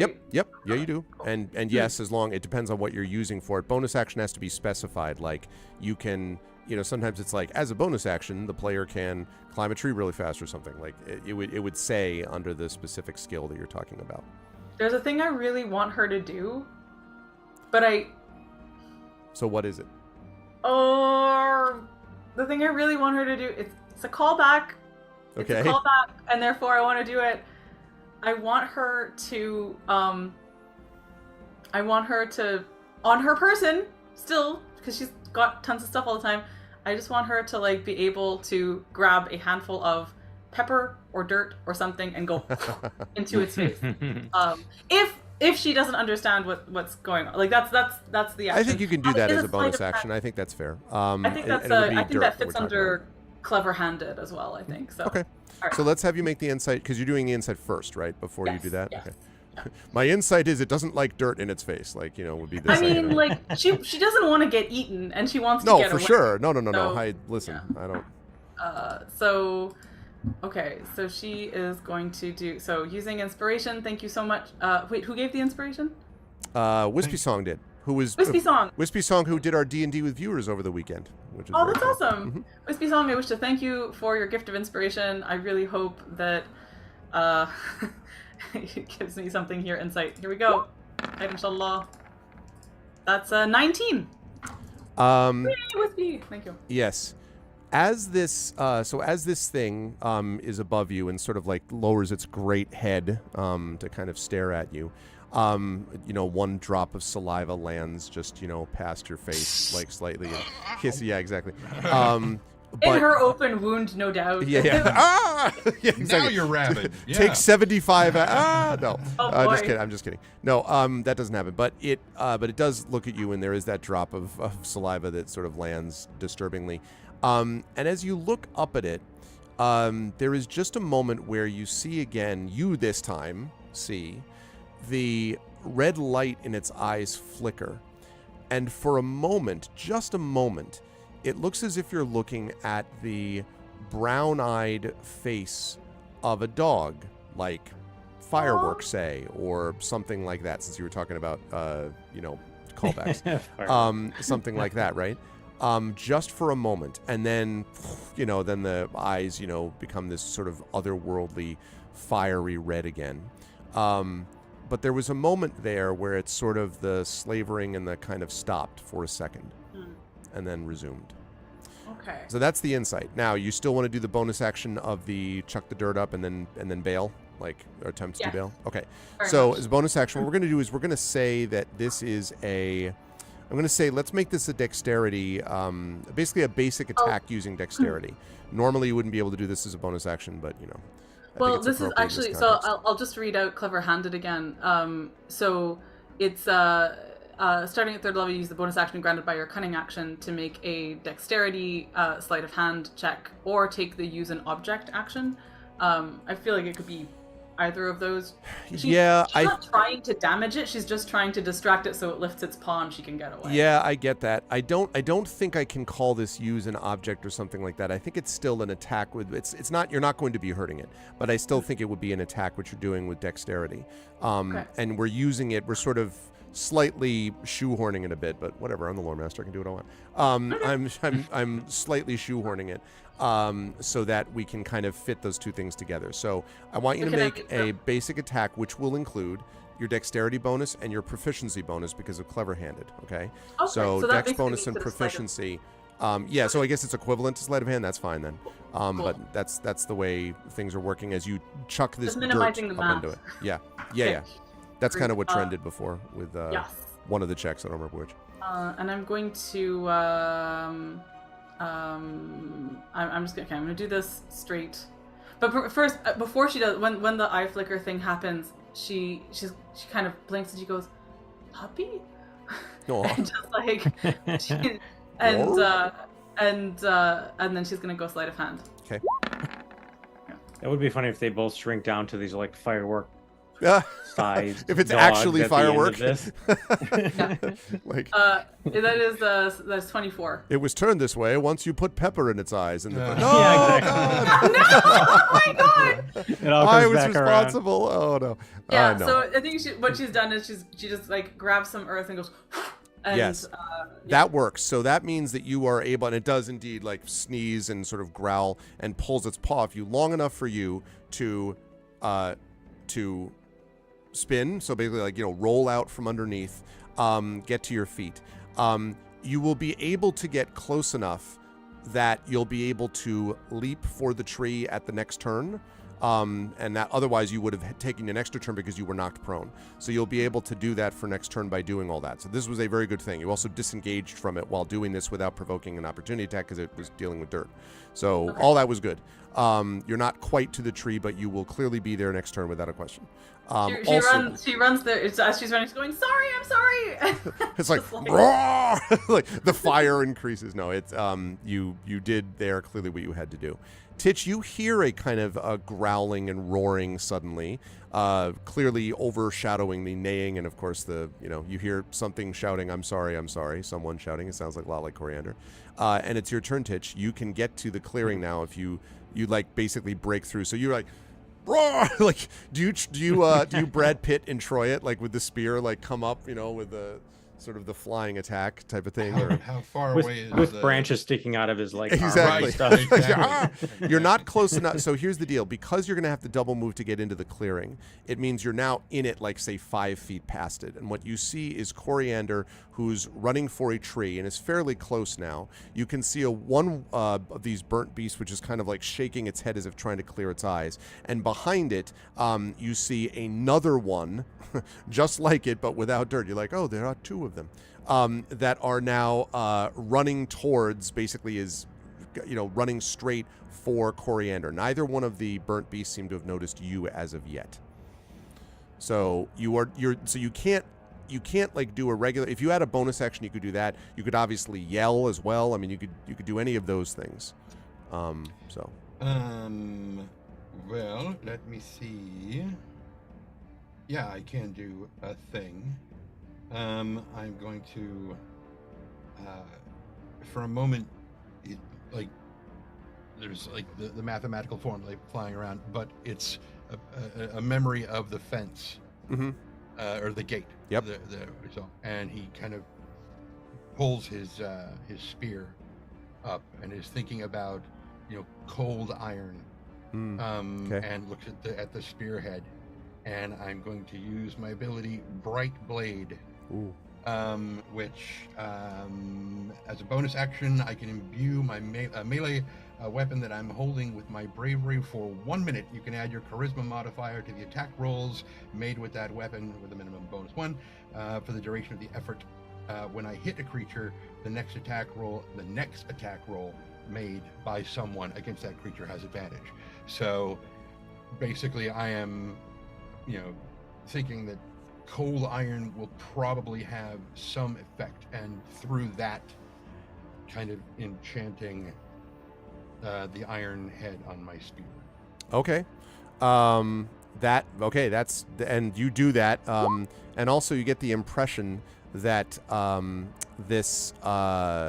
you get this impression that the creatures are sort of like, like there's a moment where they sort of note you, especially the one which ran from you in the first place when you were sort of like charging after it, which is the same one that is now trying to clear its eyes of the dirt. So that seems to have had an impact on that. You will be able to use that in our next turn. That's going to lead us to Granny is up next. Me, dearie. And if you double move again, you will break through into the clearing this turn. Will I be in... Oh, where is it? Within 30 feet of Coriander, if I dash?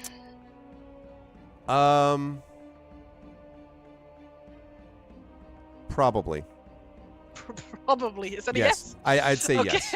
Yes. Okay, cool. I mean, the reason I'm saying case... probably is that you wouldn't know that, but Well... at least not yet. But yes, presumably you would be, yes. Yes. Okay. Cool. Yeah. In that case, once Granny breaks through the thicket, Breaking through the thicket.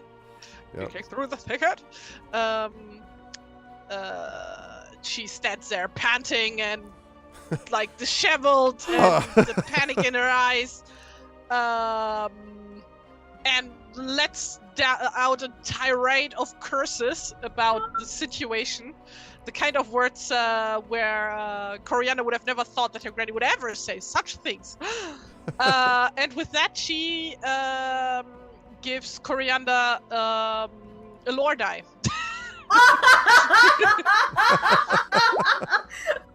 That's so beautiful! You're the gift of my cussing! Oh, that's very funny. I've learned the power of profanity. Yes. So you get a d6 that you can add to various types of rolls. Oh I've my learned god! so much. That's funny. I love this so much. This is basically like Coriander has just learned the, empowering nature of going, fuck! Yeah.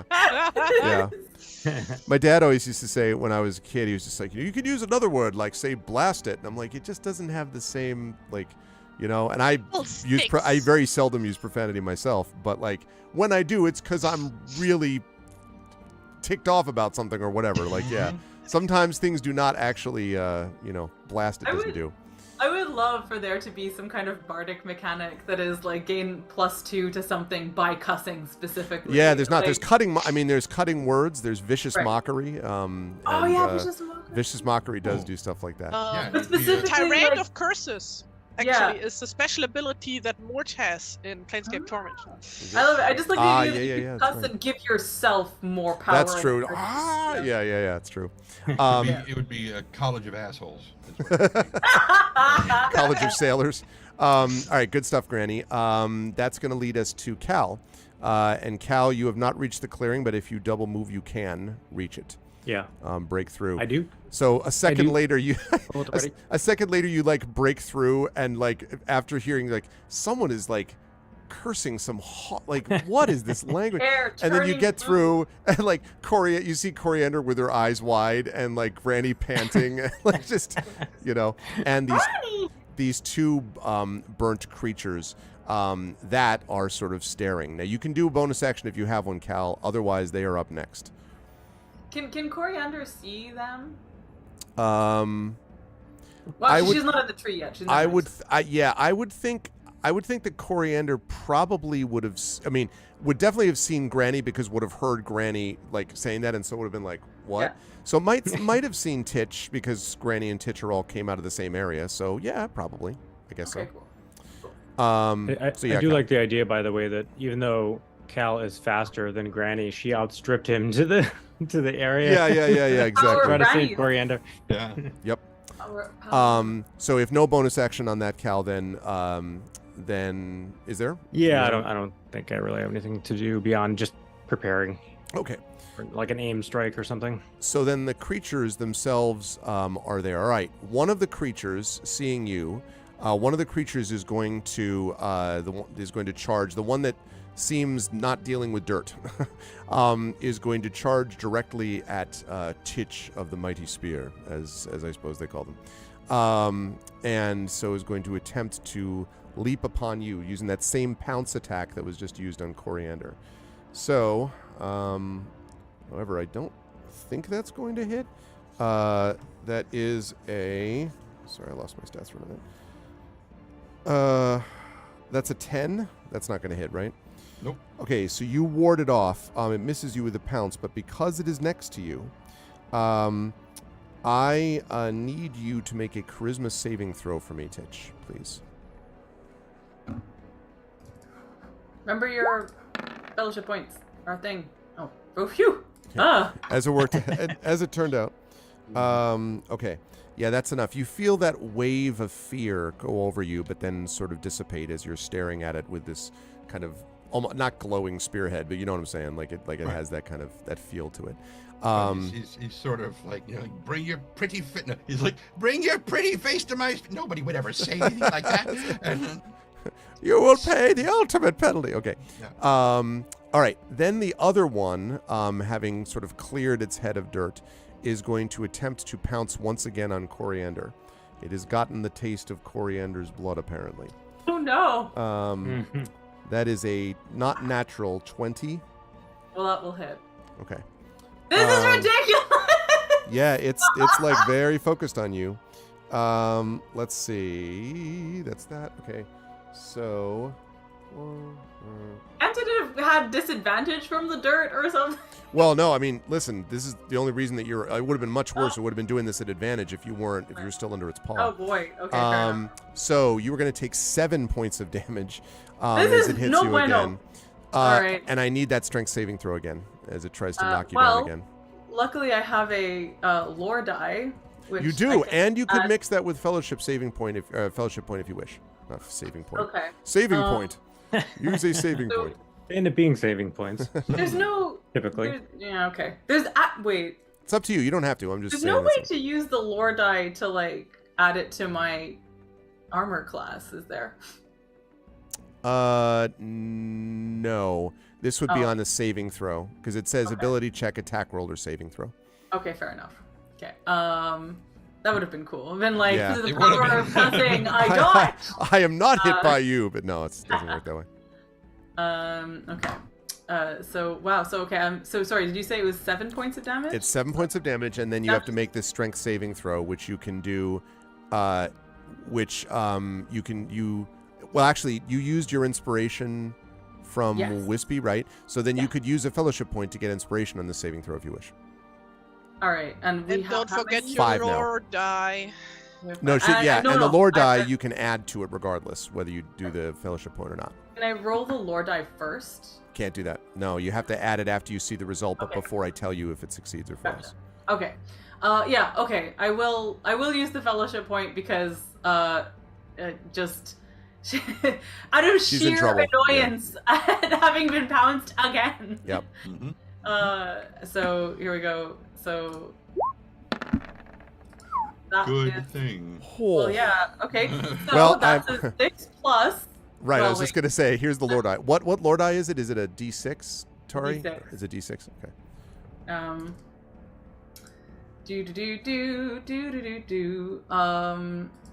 Gosh. Wait, I mean, is a 12 even going? Actually, wait, is a 12 even going to? Can't tell you. It didn't work last time. Pretty sure I had a 12 last time. It's the same thing. So I'm just gonna hold on to this Hold on to it? vortex. So you get knocked down, and the creature sort of bears above you. And there's this moment where I want chat to be aware, be thinking about this, where all of the three of them, so, Cal's prepared, Granny has been cursing up a storm, Titch is facing the burnt beast in front of it, Coriander, very hurt, is under the beast, the other beast with the dirt still in its eyes, and these fiery eyes there. And then everything goes silent for a minute. And I would say that probably the first one to hear this might be possibly Coriander. But breaking through your fear and weariness, you hear a strange voice rise. And the black beasts both draw back from you, like warily. They don't like run away, but they like take a step back, Titch. And the one above you sort of lifts its head. And then you hear, "Hey ho, silly ho, tramp across the forest. Little creatures underfoot, black dogs are the sorest. Go now, silly dogs, cast away your ire. Hobbits only hope to help. Come now, little dogs, no need to be so dire." And running through this, coming from the other side, actually near the thicket, dancing as though at a spring festival, you see a strange wanderer merrily skipping in yellow boots. He's taller than a hobbit. He's not as tall as a man.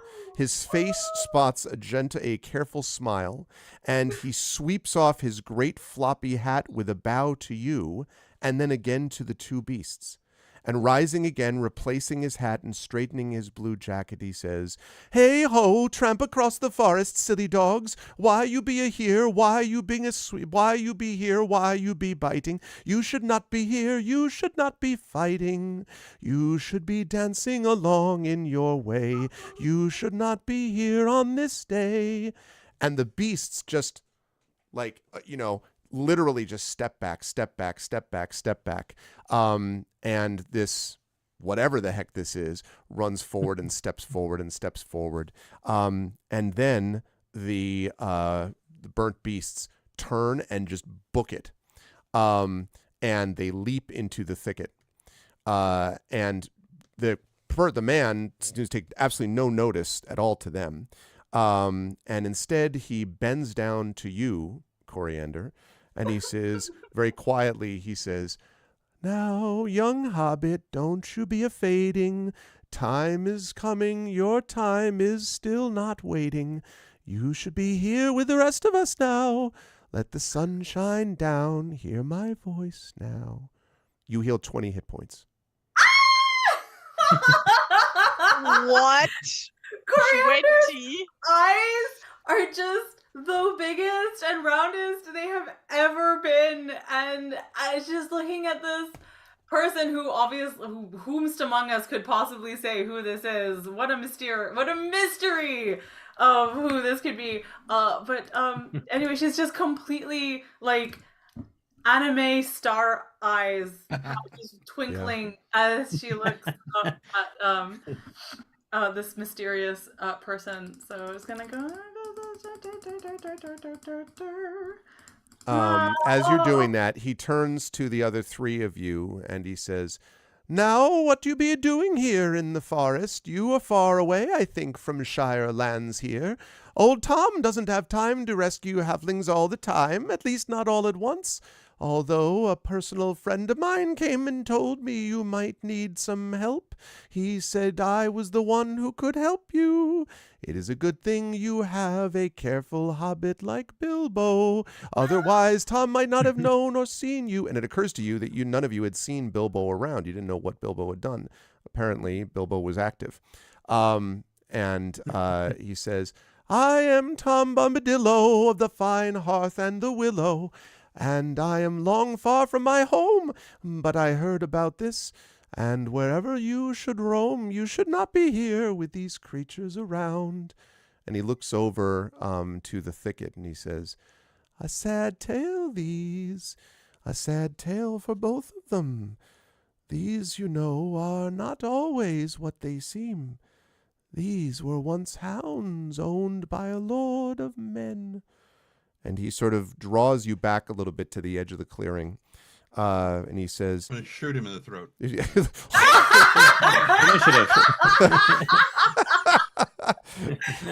You take 8 million points of WTF damage, and Lord of the Shadow Rings points is what those are called. yeah, exactly.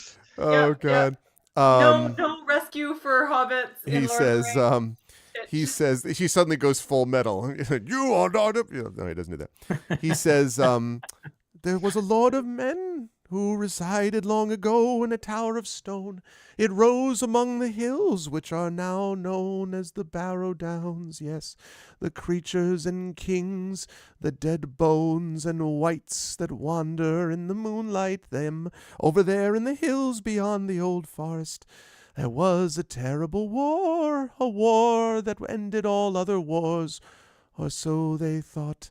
Such are the conceits of men.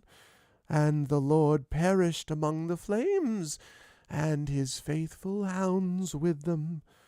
When evil spirits came back to the Barrow Downs many years later, these creatures returned, dark reflections of what they once were. And he looks into the thicket where you can just see the red eyes sort of glowing below the thicket. And he says, "It is a sad tale. I wonder if Tom had not come, what would you have done? To save your friend, would you have killed these beasts, these creatures who threatened you? I wonder what would you do?" So he constantly is in this sort of weird sing-song, talking, singing thing, and he looks utterly ridiculous, like the most out of, like, you know, Bright except, blue his jacket is, and his boots are yellow. Yes, Granny. While he's talking, basically Granny would be like, first of all, like, what the hell is happening? And then second of all, as soon as she like composed herself, just storm past him towards Coriander. Okay. And just basically fall in front of her on her knees and like just check her up and down and like basically smush her face with her hands and like turn her head like, "Are you okay?" I'm okay, Granny. Thank you. Oh, I'm so sorry. I'm sorry I ran off. I just thought that I thought we could help the horse. Wait, is the horse still alive? Is there still neighing from? It seems to be quiet now. You don't know if that means that it's gone or what has happened. Do you say that out loud, or do you just in your mind think of it? Oh no, she say it out loud. She'll so she's here. She's listened to everything Tom Bombadil has said in a kind of like just speechless awe. And was totally about to answer his question when Granny came up and suddenly did the smush face thing.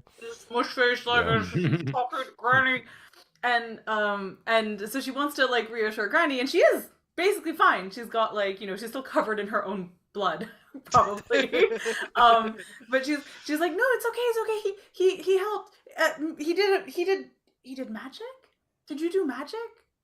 I did what I am, my child. That's all. I'm here. Tom Bombadillo is who he is and draws life from the places around him. It's not magic exactly. It's what Tom does and is. Just like your granny there, the same way. She is who she is and does what she does. Ask no more of Tom's power now. You have your own healing to be doing. Yes. There was a horse. There was a horse that was hurt, and I could hear it, and I don't know if it's still there. Or if he springs in the air and is just like, "A horse, a pony within my lands. Is that true?" And he strides over to the thicket, like turns and just walks over, and the red eyes sort of recede, and then he leans down, and you hear him sort of like sort of singing almost under his breath, and then he reaches in and sort of you see him sort of half pulling this small, like a pony, basically, that he pulls out. And the pony has a terrible, terrible gash in its side. And Tom looks at it and says, "This would have been bad, my buck. But I am here. You're in luck." And he puts his hand over it, and there's kind of a little bit of a moment where it doesn't like lessen. It doesn't like knit up as you're looking at it. But suddenly the eyes of the pony brighten, and Tom sort of brushes its mane a little bit and says, "There may be a time where this pony will have something to say. Perhaps your own little ponies might end up somewhere that matter. There are some great wisdom to be found in these creatures, they say. And he sort of looks around. I wonder if there's a town that could use ponies like this. I'll have to see, though I don't go much into a place like Bree. And then he sort of turns back and he says, this pony will be all right, I think. The question for you, and he sort of looks at you and he has these big, bright blue eyes. He says, the question for you is what you will do with these. And he sort of like gestures with his head towards the thicket behind him. Coriander will I'm sorry to be talking so much. I just figured she's like right next to him, but she's Coriander just, like kind of looks around to, now that Granny is here, she like looks towards Titch and Cal and feels very flushed and sheepish to have like all this attention focused on her because she ran away. But she does want to say, in addition to what Tom's said, she said, I saw their eyes went brown and it was like they were just dogs, and I thought, isn't there some way to help them to make the red go away and to make them just be dogs again? His eyes get even wider and he looks around. He says, did any of the rest of you see what this one says she saw? Did any of you see them look as if they might be dogs and not creatures of the fell night? Tell me, is that right? And he kind of looks at all of the three of you, Cal and Granny and Titch. Was almost like an echo of what they used to be. He nods slowly and he says, very wise you are, wise and with the spear. I think you would have pierced their side and killed them had they come near. They were biting me. And he nods slowly. He says, they are terrible creatures, but they are not entirely evil yet. They are still faithful, I think, and they seldom attempt to kill, but their malice grows year after year, as if the ill will of something here has filled them. Could something remind them of what it means to be steadfast and true? Could they be given peace? That might be up to you, he says, looking at you all. And he says, if you might wind their way back to being themselves, they could be released from their wretched state. Do you wish them to find this fate? They have done terrible things. Perhaps mercy is not what they deserve. I wonder what sort of mercy to yourselves you would reserve. And he kind of trails off and looks very thoughtfully at all of you. Coriander like looks to everyone and just kind of like not actually looking for permission. She's just kind of almost like, what? Why would it? So she just like looks slightly confused as she looks around everyone else, and she says, no, I want them to be dogs again. Can't we do that? Can we not do that? They're just dogs. They didn't want to do this. With you there are companions. With you there are companions 3. What would their decisions be? Cal echoes her a bit. He says, they seemed unnatural from the start. If they could be returned to their rightful state, I think that would be the best thing for the forest and the world.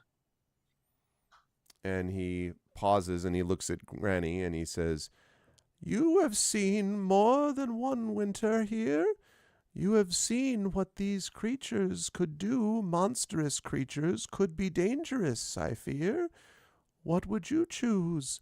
Would you risk them to bring them back to something close to what they were? What would you decide to do? I wonder what I would do if I were you. And he kind of looks right at you, Granny.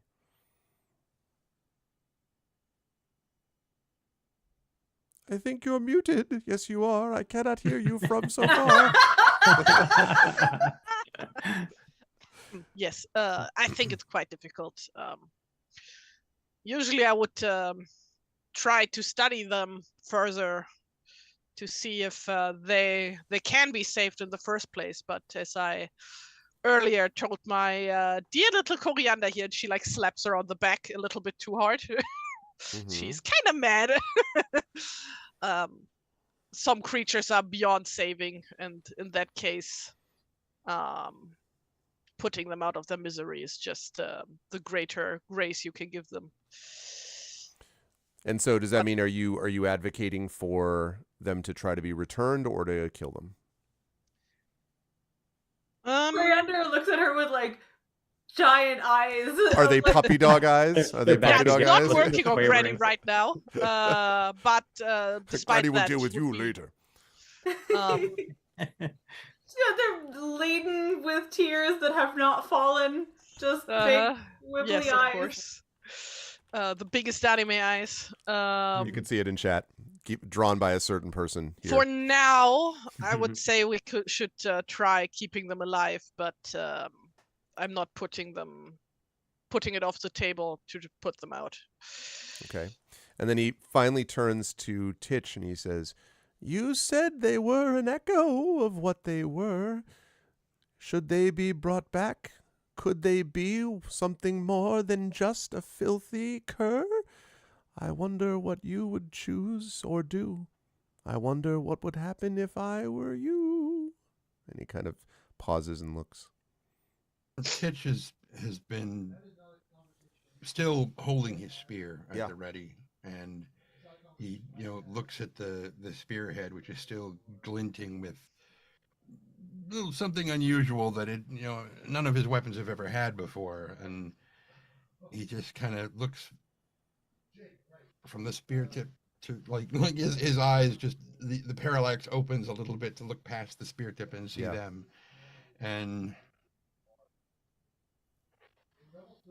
sets the haft of the spear down on the earth next to him and says, "I don't remember who said it, but I once heard that the greatest victory over an enemy is to make them your friend." So he nods slowly, and for Tom, who so far has been like, constantly smiling, he gets a serious expression for just a moment, and he nods once. And then he says, "Well, if that is what you would do, then there is a rhyme which must be taught to you, because there is one way I think they could be returned." There once was a wolf from the Shire. No. No, no, that's not the one. No, he says, he says, "If you would see them restored to their proper state, they must be given their proper names. If you can name these two beasts, give them something that feels right to you, loyal and possibly true, then perhaps they would be restored. But only you can do this. Tom doesn't fear the hounds, and they leave me be, my Mary." Sorry, not me, Tom. "They leave Tom, my Marys. Listen to old Tom's songs and sing them back, recalling hearth and home. Gentle voices and kind souls will cast away their doom, no matter where they roam." And what Tom does is he teaches you this rhyme, which is, he said before, but he says you have to repeat it this way. "Hey ho, silly ho, tramp across the forest. Little creatures underfoot, black dogs are the sorest. Go now, silly dogs, cast away your ire. Hobbits only hope to help. Come, little dogs, do not be dire." And he teaches you all this rhyme, and I hope you all wrote that down, because I may or may not be asking you to do it. I would just say it again. Old Tom only teaches once. No, I'm Can't just you kidding. put He it doesn't do that. in like No. chat? You're gonna write this down. For Nope. fuck's sake. Hey ho, Mary ho. Hey ho, silly ho. Oh, silly ho. Sorry. Silly ho. Tramp across the forest. Little creatures underfoot. Wait, I can't write this fast. I'm writing it down Sorry. for us all. Little creatures underfoot. Hey ho, silly ho. Tramp Across the forest.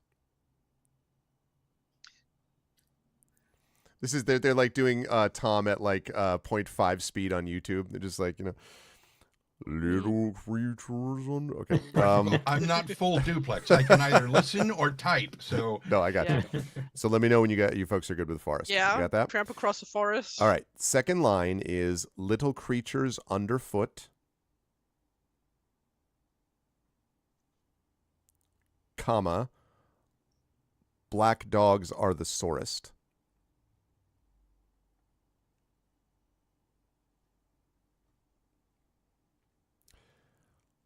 Go now, silly dogs, cast away your ire.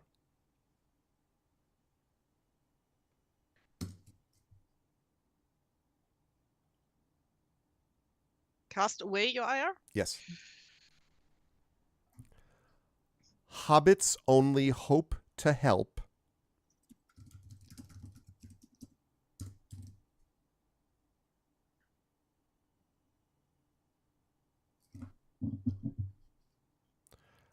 Come, comma, dogs, comma, do not be dire.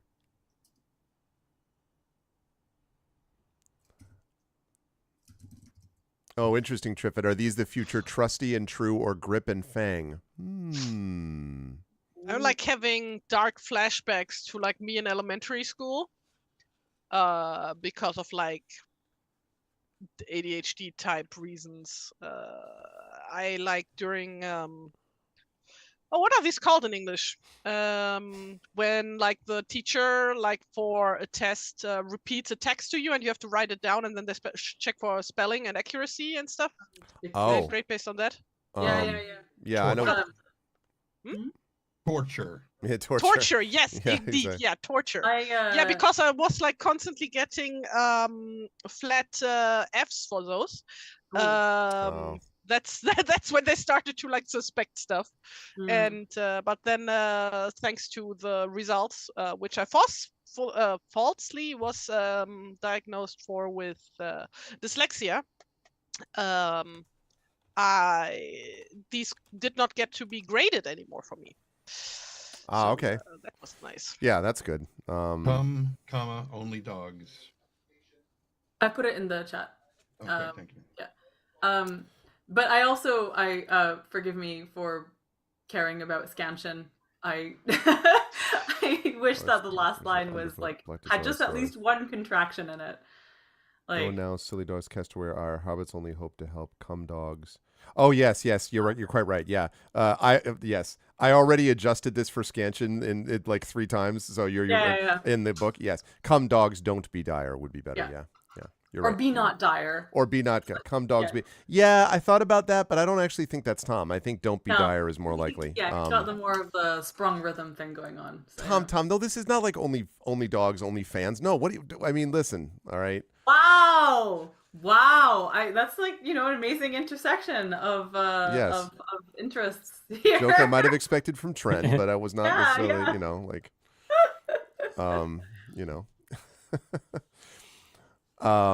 okay. So, having taught you this, he says, now I must be getting back into my home. The time is come. You will manage with them, I have no doubt. Goldberry is waiting, and food with her, and comfort much. But if you are within Old Forest again, come see me. Old Tom will wait and find you there, and there we will be dancing. And wait, before you go, Mr. Bombadillo, can and he turns back with a smile. Coriander fishes into one of her many pockets, and she pulls out what can only be described as a gorgeous button, like tremendously beautiful, that Balin gave her. Okay. Beautifully worked. No, he literally did give it to her. He did. That was actually a gift, but yes. Screen. The other 3 she took from his waistcoat were not actually given. No, I'm just kidding. Anyway, she takes it out of her pocket and she's like, "Oh, I think this button wants to be with you. and or maybe Goldberry. I don't know who that is, but maybe, I don't know. Her name is very beautiful, and I just want to say thank you for saving me and helping us and these dogs. And she gets very, very shy and just kind of like holds it out to him and looks away. And he takes it and he sort of looks at it, and it almost sparkles a little bit as he looks at it, and he says, "It is a gift for which I'm grateful. Goldberry from the river will love it, I think, and will find something for its use upon." And he kind of spins it again and sort of sticks it on his jacket where it stays somehow, although you're not totally clear how. And he turns and he says, "As for old Tom saving you, that would not have happened without you. I have heard of groups of you from the animals here.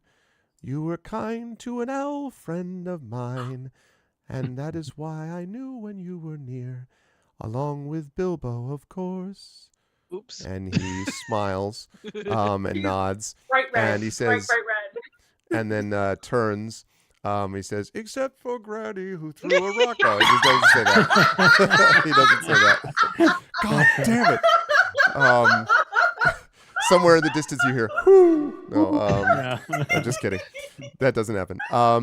And he as much skips away as anything else. And the minute that he skips away, the red eyes appear again. And then crawling out from the thicket are the two beasts that kind of like rise and sway and sort of look at you still fiery-eyed, and take a couple of steps towards you. Now, two things you have to do here is, if you're going to try to, like talk them down, if you're going to do what you've all said you think you were going to try to do, with the possible exception of Granny, who was not as 100% sure, but still, then I will need several of you who are willing to perform this song. That will be literally a performance check. And then, well, we'll talk about the then in a minute. So the performance check first. Any of you can attempt this, but it's going to take more than one like repetition of the rhyme. So if two of you want to do it, then that counts as two successes, basically, if you succeed at it. Or if three of you want to do it at the same time, that would be three successes. So it's up to you how you want to manage this. Wait, what are we rolling on? You're going to be making performance checks Yeah. of this rhyme that Tom taught you. Yes. We should all do it together, right? Yeah. Yeah, but it depends on if all four of you want to do it at once. That would also be amazing. Yeah, I think I think Coriander we wants should. to like hold out both her hands, and like she'll hold Granny's hand and then reach for Titch or Cal, whoever is nearest, and want to like hold their hands and kind of see if they can do it together. Yeah, Cal will join in the line. If you are all willing to do that, let's hear, chat, what that wait. sounds like. Granny uses Rhymes of Lore on herself. Okay. One more of those. That's funny. You're just like, that's great. That's good, dear. One moment.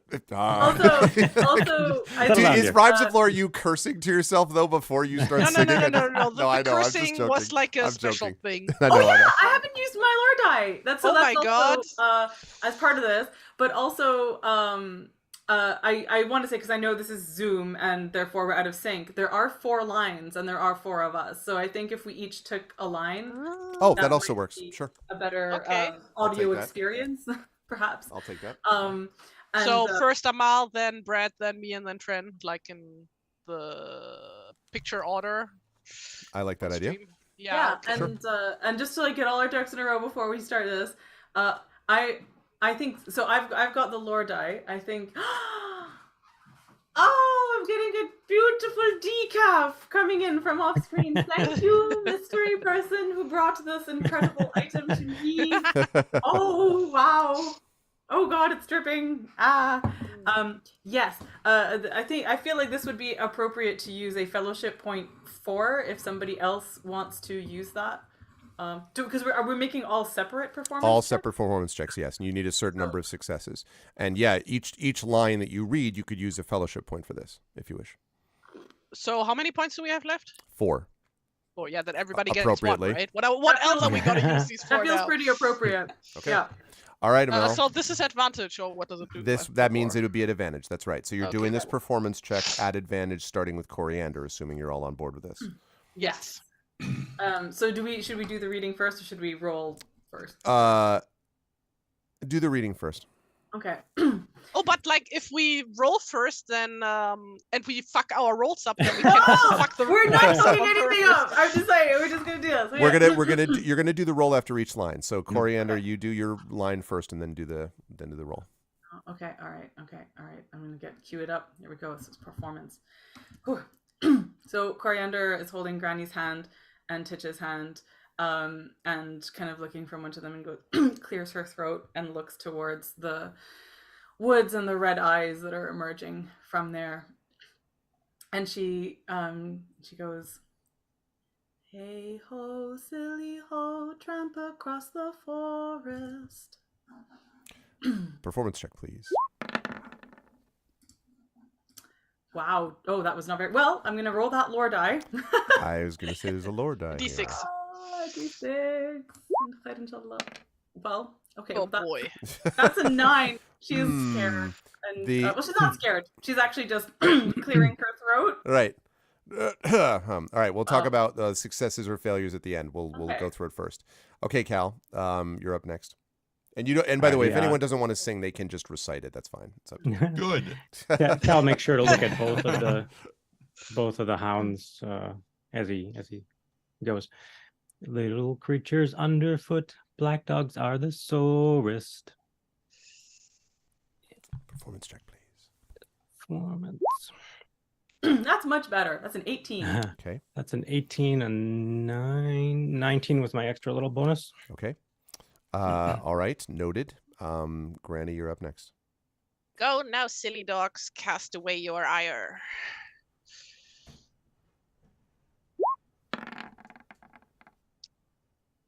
And I'm using my lure die. Yep. Oh, fiddlesticks. Well, that's still a Lord, I 14. 14 is not bad. Yeah, the lore dies of 1 lore. That was, by the way, when you said that, there was a gust of wind and my windows rattled just as you were like what line? I was like, whoa. Granny using Environmental such language, yeah. All right, last up, Titch. Yeah, that's a 14 then. Okay. Because his singing voice is so beautiful. I think that would be an amazing reveal right now, actually. If he's just like, really. come now, it's like, whoa. He'd be like Jim Neighbors, you know, where it sounds like this whenever he talks, but he sings operatic. Yeah. Anyway. That would be beautiful. It'd be really funny. That is absolutely not going to happen. So, hobbits only hope to help. Come, dogs, do not be dire. All right. What's written in there, and you said it was okay. Yeah, I know. I wanted to say don't, but that was my bad. All right, so go ahead and make the performance check. Performance check. Okay. Where is it? There it is. Natural 20. That's what I'm talking about. So I will tell you that you had a That total is a of beautiful singing voice. that was Connection. Thank you so much. that was a total of 3 successes, which is exactly what you needed. Oh, thank goodness. Also, by the way, just quick one note before we move on. I do want to mention that what Tom was saying about the animals is actually true. The kindnesses that you've shown to animals throughout the adventure lessened the time before Tom got there. If a certain person had not put pepper in the eyes of a certain dog, this would have been even lesser than that. But I'm just saying, no, but no, the stuff with the owl and everything else was all taken into account for this. So I just wanted to bring that up. Anyway, so when you say this, the rhyme is there, and they sort of like pace towards you. And the one that was sort of covered in dirt that you threw dirt at, Coriander, like comes up to you. And then you see the red light kind of fading, and you see their shoulders sort of like kind of slouch a little bit, and you're just looking at a emaciated and, you know, kind of obviously filthy and all that, but brown-eyed basically dog. And it. Now you have to name these two. The question is, what are you going to name them? Now I didn't understand this from Tom. Are we supposed to like try to intuit their former names, or can we name them something else? Name them something you think is appropriate for a dog in this world. Cal puts forth Hearth and Home for sort of guarding the Shire, being in the Shire, being part of the Shire, that sort of thing. That's lovely. I love that. I think that's great. Yes, I definitely took under advisement whoever was in the chat who was like Grip and Fang. Grip and Fang. Yeah. That's also really great. But they are 2 of 3, if I'm remembering right. Right. Yes. There's a third dog. Who was it? It was Wolf, Grip, Fang, and Wolf, I think. But I like Hearth and Home. I think those are beautiful. Although it does occur to me if you try to call them, that might be Yeah. tricky. But you want to get home to come home. And you just go home. Yeah, right. Exactly. You're just like, home, and she just stands there and looks at you like, no. Home. Go home. Home. I think if Coriander had her druthers, she like the when I was pondering names, I was gonna call them Pepper and Thorn. But Amal. Yes. Like, remember what I said earlier about Coriander's like repurposing names? Yeah, Owning names. Like, this would be a great case of like her going like, oh yeah, she like took that person's name and now she's gonna give it to that dog type of names. situation. I do think names exist in a slightly different category than objects. Okay. I feel like those are just to take a person's name feels like a different category. Violation kind of thing. But yeah, exactly. It feels like To a many hobbits, taking their spoons also counts as a deep violation. yeah, but the spoons have their own personhood. This is the difference. It's different thing. Like a But name we're not is gonna attached to call them spoon and ladle. Oh my god. Button and spoon. Button and spoon would be great. So we've got That must Button be and so Spoon, cute. Hearth and Home, Grip and Fang. Do we have any? I vote Button and Spoon. That's adorable. Mhm. You combine them all. And it's- Hearth, Buck, And Grip, it's and very Shire. Grippin. It's very Shire because Yeah, Ted that's was true. thinking hero and something, but I hadn't thought of the second one because I mean I know that doesn't fit the naming ceremony. I was kind of like, do we want to open it up to the chat to like decide? Ooh. For I mean, this is the last episode. Who's going to last yell at us? episode. Yeah, I mean, you could do that. I don't mind you doing that. Except that I, for the sake of time, I don't want us to because we It's need. 3. Gosh. Yeah, okay. so Yeah. I kind of. Doggy. You know, I vote I actually I Button can't do that, and chat. I'm sorry. We need Okay. we need to kind By of move things forward. acclamation, then choices go forth. All right. So what is the decision made? What did you folks vote for? Did you vote on the? So I think you said Tari was the Button and Spoon. Button and spoon. Okay, Cal, what do you think? You got Hearth and Home. You got Button and Spoon. Yeah, I mean, Button and Spoon has the same sort of spirit Yeah, I think it as makes Hearth them- and Home, so I'm okay with that. Okay. What do you think, Trent? I'm gonna roll a d20. Okay. And if it's even, it's Button and Spoon. If it's odd, it's the Hearth and Home. Thank you. Yeah. Bleh. Wispy in chat also thinks Button and Spoon. Okay. Where's my d20 at? Where my d20 at? No, that's a turn order. Get out of the way. D20. Oh, speaking of which, I should close that now. 17. So Hearth and Home.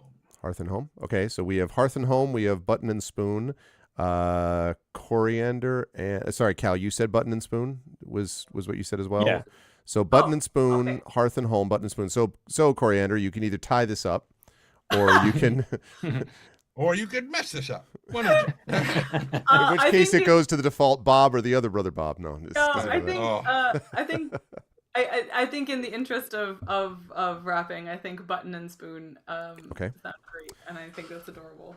So when you name them these Button and Spoon, is by the way, is Button the one that attacked you multiple times, or is that Spoon? I think it's Button. Okay. When you name these things, the eyes had already faded and the shoulders sort of pick up again. And both of them sort of nuzzle up against each of you in turn, like Button, Coriander, Spoon, Cal, and then Granny and Titch, they all come around to all of you. Button comes back and gives you an extra sort of nuzzle as well. And then, yeah, exactly. And then they bound off looking for all the world like 3-month-old puppies having a sort of joyous play with each other to play on the paths of the old forest, running quickly beyond the edge of of your sight. Having released these hounds from their curse, you make your way back from the old forest towards the Shire, and interestingly, the roots that got in your way, all those dex checks I was having you make and everything when you were running after them, they don't impede your travel in the least on the way back. In fact, the path seems clear and smooth and flat, and you would have sworn that it was not that way when you came this way. And once you arrive back in Buckland, you were given a warm welcome by Gorbadoc Brandybuck and a night of fine eating and resting, along with, of course, Bilbo, who embraces all of you. And it was indeed Bilbo who had found by secret paths that he would not explain the way to Bombadil, who was waiting close by, as he told you, because he had heard something of your coming, of the party's coming, and called upon you. And finally, when you cross the Brandywine back into the Marish, you arrive at Farmer Maggot's house just in time for dinner, and you find the farmer is intent on rebuilding his chicken coop. As you greet Maggot, to your surprise and amazement, the once cursed dogs appear out of nowhere and run to Maggot, barking merrily. At first, he seems a bit fearful, but both dogs tackle him and begin to lick him and play with him. Slowly, you notice Maggot's demeanor changes and he begins to pet and play with them. In time, Maggot gently brings them to bed and calls you to join him for dinner. As you sit at the dinner table, Maggot says, "Well, these fine beasts have names, then? I've Yes. never seen them before. What are the names?" We name them Button and Spoon. "Button and Spoon." He looks at them. "Well, look fiercer than that, or they could be. I was thinking of naming them maybe a Grip and Fang, but no, Button and Spoon it is." Button and Spoon it is. Besides all that, hopefully, well, if they'll stick around here for a while, maybe the puppies could be something else. We'll see. Because remember, this is a mated pair, right?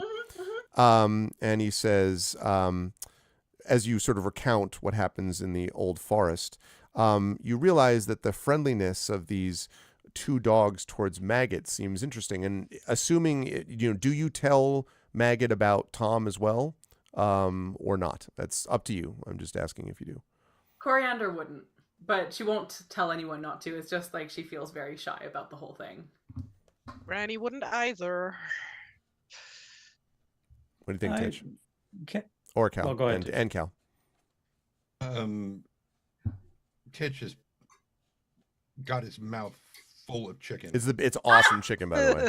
And if he tries to tell them anything, it was something about a tumbling bumblebee. And it's impossible to tell what he says. Okay, Cal. I mean, Cal is a story trader, so he would go into the tale, and unless anybody stops him, he'll kind of recount what happened. And when you do that, Maggot sort of, "I've met that old fellow before. He's a strange one, he is. Yellow hat and bright boots, and sometimes it's yellow boots and bright blue hat. He's a strange one. But all the same, the creatures around there seem to, well, I've never seen him ever actually get lost or seem frightened at all. I think there's something about him that's part of that forest, or at least the good part."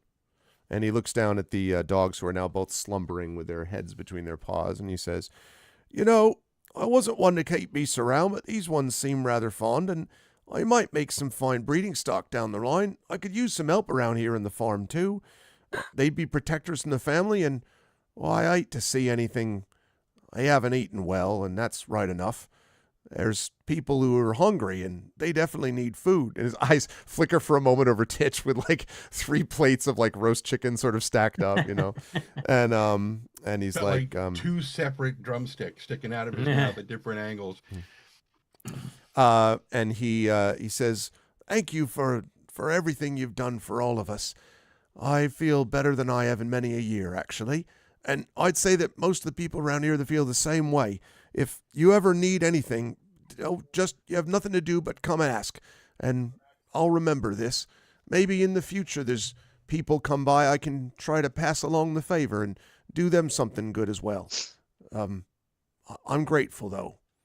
And one of the dogs sort of snorts and then kind of like leans over, so Maggot, goes down and like rubs his belly. I believe this is Spoon that does that. The next day, as you were all walking back to the Shire with Bilbo, Bilbo says, "I think I've had a wonderful little adventure. We all have, and I've finally got enough research gathered for my book. I am so grateful to all of you for that. You'll all be invited to the next party I throw, and every party to come. I won't ever forget it. And I think it's important for all of you that you remember what you've done here. You had your own part to play, you know. That's the thing about stories. They go on until there's not more pages to be done for you. But the pages continue for everyone else. That's how the book works. And someday you'll be part of the fabric of a great story. And that's worth quite a bit, I think. Coriander, do you know what you're going to do next, child? Besides, talk to your parents, of course, maybe with Lavender's help here about what you've been up to. Oh, she's grounded. What? You are grounded for lifetime, young lady. No! You scared me to death.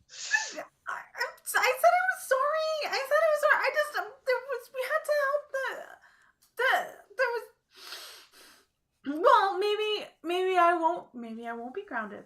Maybe I will go and look for Mr. Bombazil again, and then he can teach me how to talk to more animals in the woods but she stops talking. Sort of blinks behind Bilbo. And Bilbo kind of, pats you kindly, and then and Bilbo says, "Well, Mr. Bombadil more. I really want to learn to talk to animals like he does." And Bilbo says, "Well, that can be." And then he sees Lavender looking at him, and he's like, "We'll talk about it later." He says to, "What about you, Cal? There's many maps you have to complete, you know. The Shire, obviously, is well out of date with these old things. We can't be sure that any of these paths are here anymore. What are you planning on?" Well, that is true, and there's plenty of stories to collect around here, but I'm in a mood to go abroad. I might go to Lake Town and perhaps even visit Bolo. Oh, Lake I Town. already went there. I hope that Bolo will be found. I would love to hear from him again, and that would be wonderful. You could even chart the course over and make it possible for people to cross over things. The Misty Mountains can be dangerous. I know that all too well, and perhaps you can find a new way to make the trip. I'll see what I can do. I'm sure I can... Well, I can't go off on any adventures now, but at least not for a while, but I can give you what you need. And he kind of, starts thinking it through about different possibilities. And then he says, "And Granny, what about you? Besides making sure that this one is kept in line," and he kind of blinks and looks at Coriander, "what are you planning on?" All of this wandering business is too much for these old bones. And she stretches, and every joint in her body cracks. It's like a transformer. She does the thing where she cracks her neck. Oh. Yeah. It's I think it's about time that maybe I took on an apprentice and have them run errands for me while I just stay at home. And he nods and he says, "I can understand that, although I don't know. I can imagine there may be some things you would still want to be involved with, perhaps, especially if there were to be some, for example, reasons for a new place to plant new tobacco. I've been thinking about some possibilities for pipeweed. So long as it's not several days travel away from No. Hobbiton. I was thinking of Then, putting of course. something right near where old Sandy met. Well, anyway. And he sort of smiles and then he says, "And as for you," he looks at you, Titch, "what are your plans now? I suppose you have to go back to Bree and guard, but are you going to... Well, it would be a shame if you weren't to visit us, once in a while anyway. I mean, I don't know what the chickens are like there, but we have good ones here, you know." Trails off a bit. And he's just leaning on his spear like a walking stick and just staring off towards Bree. And he's like, "Yes, I'm going home." He nods. Go ahead, Coriander. But will you visit? Let's see. Can I visit? Who? Can I visit you? Oh, me. Oh, Yeah.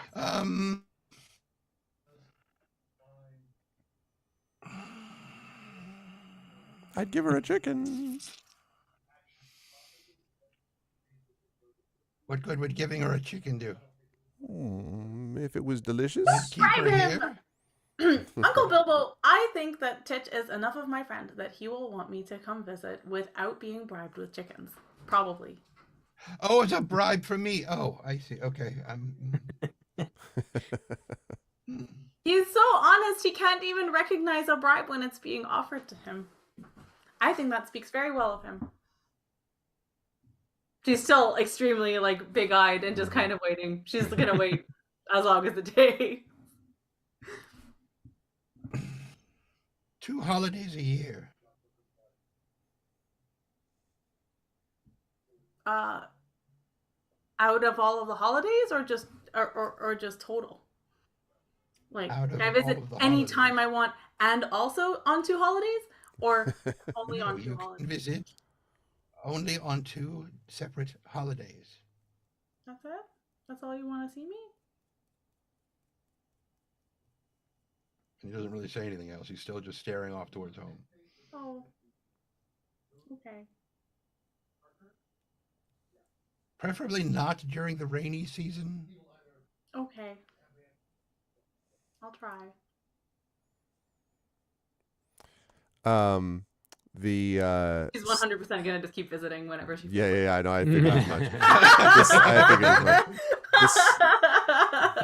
Now, the question is, will Titch find a spoon after she leaves, or will he find a spoon missing after she leaves? Right. A very good question. Maybe it'll change every visit. He has it, then he loses it, and he gets it back. Replaced with a different one. Also, she's totally gonna be like, she's gonna lean in close and she's gonna say, "By the way, I saw you doing magic, and I want you to do it again.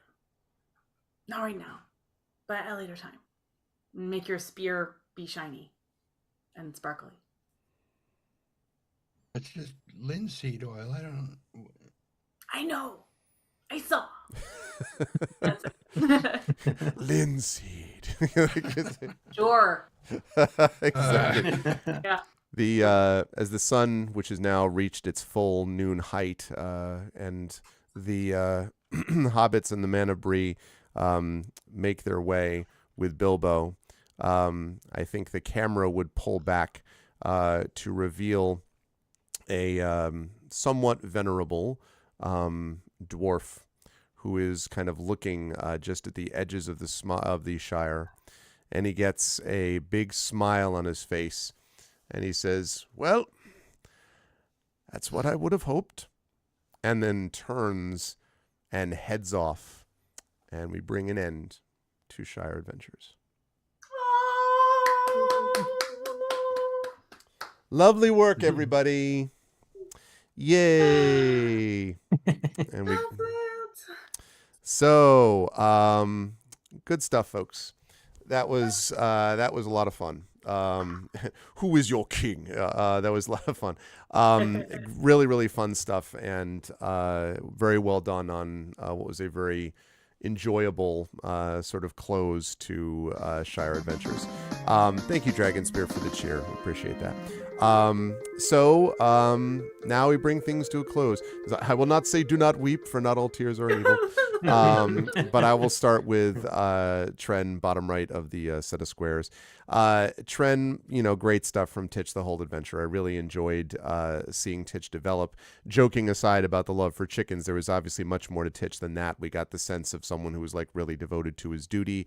I liked the idea that there is almost a bittersweet element to it, since the whole backstory is that eventually, down the line, Titch is going to face a certain end, a certain particular kind of end. But I like the idea that Titch was able to. Nothing. Tra-la-la. Yeah, never mind. Just think about the gate guard who gets trampled in the Lord of the Rings. That was Titch's backstory. Yeah, that's true. Well, not backstory, forward story. That's more a forward story. Yeah, I guess that's true. That's true. The future is not yet written. And so Sure. Well, I mean, it literally is written. So Yeah, it's right there. In the multiverse, here. maybe in the multiverse version, it's his front story. Listen, they're not Grip and Fang anymore. We've changed everything. That's true. So, Well, the thing is that they actually, the breeding stock, like in terms of They years, sire actually them. fits better that they are the sires to Yeah. Grip and Fang. But so I really enjoyed that, and I love the fact. I'm sorry. I mean, on one hand, I was sort of like, oh man, it would be awesome to actually see you attack with the spear, but then there were other contexts where, like, because of what you all had done related to the animals and because that sped up the time that bombed it just didn't work out that way. But you still get to actually at least put it on the spear so that it was ready to go. And you actually were hugely important in that you were you were quick to react. Even though you missed with the short bow attack, you got them like flipped out and go in the other direction. So Titch was able to do Titch things that didn't rely on let me be a crook, you know, in this last adventure. This one was more about actually bringing things to a more lawful close, perhaps, as Titch would have expected, I think. How did you feel? Thoughts about the campaign as a whole, Trent, and all that kind of good stuff, and where folks will find you next? I mean, throughout the whole thing, I was pretty sure I wasn't going to get an attack in. I mean, the title of the thing is to sue the savage beast. The savage Yeah. beast. Yeah. It's clear that was going to be the solution. So I didn't figure combat was going to be the way it was going to get resolved anyway. I totally but- forgot that was the name. It's written right underneath all of our cameras. Anyway, so I really enjoyed it. This whole arc from the very beginning. You know, with were there 4 of us at the beginning? Yeah. There were 4. It was you, Will, Lauren, and Tari. Right. And then Lauren left, and then Amal came in, and then Will left, and then Brett came in. Yep. And it just every time something changed, it was always like, okay, this is gonna be Change. ooh, how is this gonna? How are we gonna work this? And to be brutally honest, my biggest worry was when Brad joined. I was like, God, how are we going to incorporate this character? And I tried to let that reflect in Tawny's, you know, thing. And then it just got better and better and better. And I was like, this is what this shit is supposed to be about. Yeah. You know, this is fucking amazing. I love it. Yeah. Just great. And the only downside as far as Shire adventures, I would say really for Titch was kind of the resolution of this thing and why he was so wistful about going back and why he was so upset is that the line that he was the one to say didn't mention Menabrie at all. It was just the hobbits. Yeah.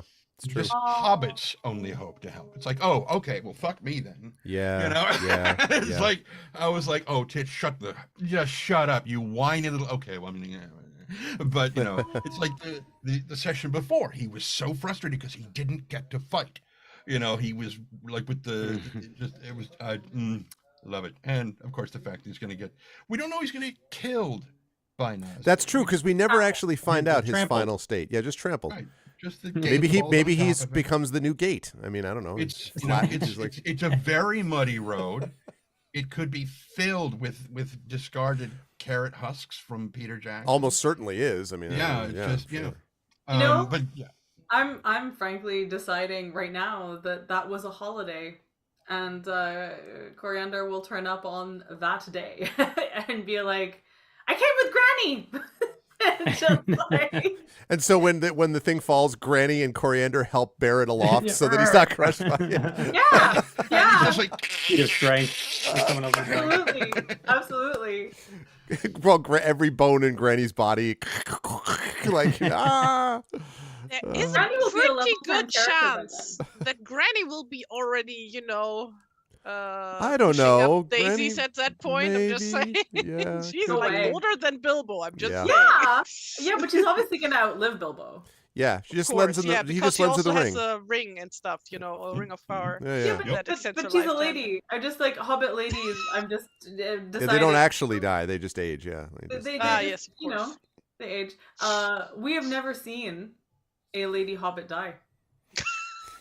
that's why what's her name Sackville Baggins is so upset with Bilbo for having lived so long because Yep. men don't live that long. Right. There you go. Right. Canonical, right there.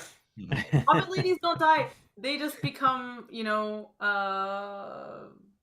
part of the landscape and stuff. And part of the furniture. Consider yourself at home. I was gonna go to a thing where like they're actually ant wives, but no, that's right. Oh wow. That's why we can't find them. They're tiny. Yeah. Yeah. So where will people see me next? Back here for more Eberron, with another character who's kind of cranky. That's true. Different kind of cranky. Different kind of cranky. Yeah.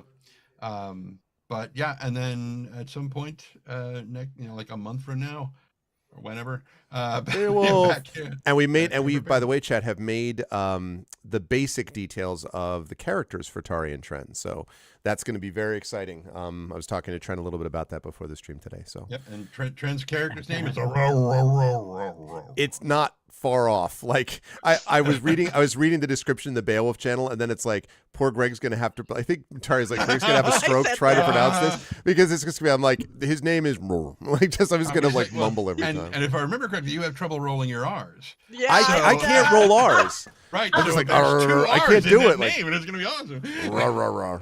Right, get ready for a lot of roaring, is what I'm gonna say. Hey, but Tren, welcome to my world of Icarus. Yeah, right. This is where I get back to you for all that stuff. It's true. I deserve what I get. Tren, I will see you for both that and for this, but it's been a really great pleasure. Thank you for doing so well with Titch. Likewise. Moving right along to Tari with Granny. Granny was really it was really great for me, not only because of the relationship that was obviously built in with Coriander, but the fact that all the time I felt like Granny was the built-in historian who could just be like, well, actually, here's the connection between the relationships of XYZ and how, so-and-so knows whatever, which got as much or even more use than some of the like medicine checks or the herb lore, was a lot of just sort of the general historical lore that we got from Granny. And I love the image in today of like Granny running through the woods and then just bursting in and just being like, what the motherfucker, just like firing out a bunch of curses that somehow gives Coriander a lore die. Like that was just, all of that was great. And I think really sort of established, I mean, I want more adventures also to feature characters that are older, instead of everything being pitched to like, all adventure ends at 40. Like where is that written? And well, why? Technically, in the rules. Yeah, but even there though, we but that's what I'm saying. Like it doesn't make sense to me, especially for, I don't know. I liked the fact that we chose an older character for you and that you were willing to do that. Thank you. And it was lovely to see you play through that and really embrace it, even at hours that were sometimes ungodly for you. I know. Wow, they weren't that ungodly. Well, they were just, late. But Tari, it was a pleasure. Any last thoughts about this? Of course, we'll have you back for Beowulf, but any last thoughts about this campaign and so on? Well, like, first of all, thank you all very much for like the past years. This campaign has been, I don't know how to say that in English. Say it in German. Mein Fels in der Brandung. My rock in the waves or something. Oh, nice. So I love you guys all very much, and I'm hoping that the next game is also gonna be a lot of fun, even though it's not gonna be with this group. And I'm just I'm glad to have been part of this. Me too. And I'm not crying. This is just the cold. No, it's clearly just the cold. And your art that immortalized these characters, Tari, the incredible art, not just the overlays, but the character art, Yeah. But yeah, like I feel truly privileged to have been part of such a fun group. Yeah. End of an era, guys. Yeah. So looking forward to the next 7 years, I suppose. 7 years. It's been a really long time. Yeah, to be fair, like with 6.5 years.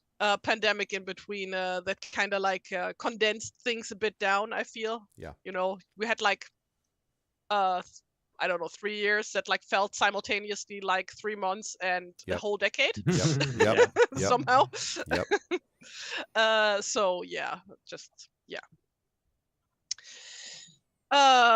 so after this, people are gonna see me for Beowulf, of course, and for more gamebook illustration streams.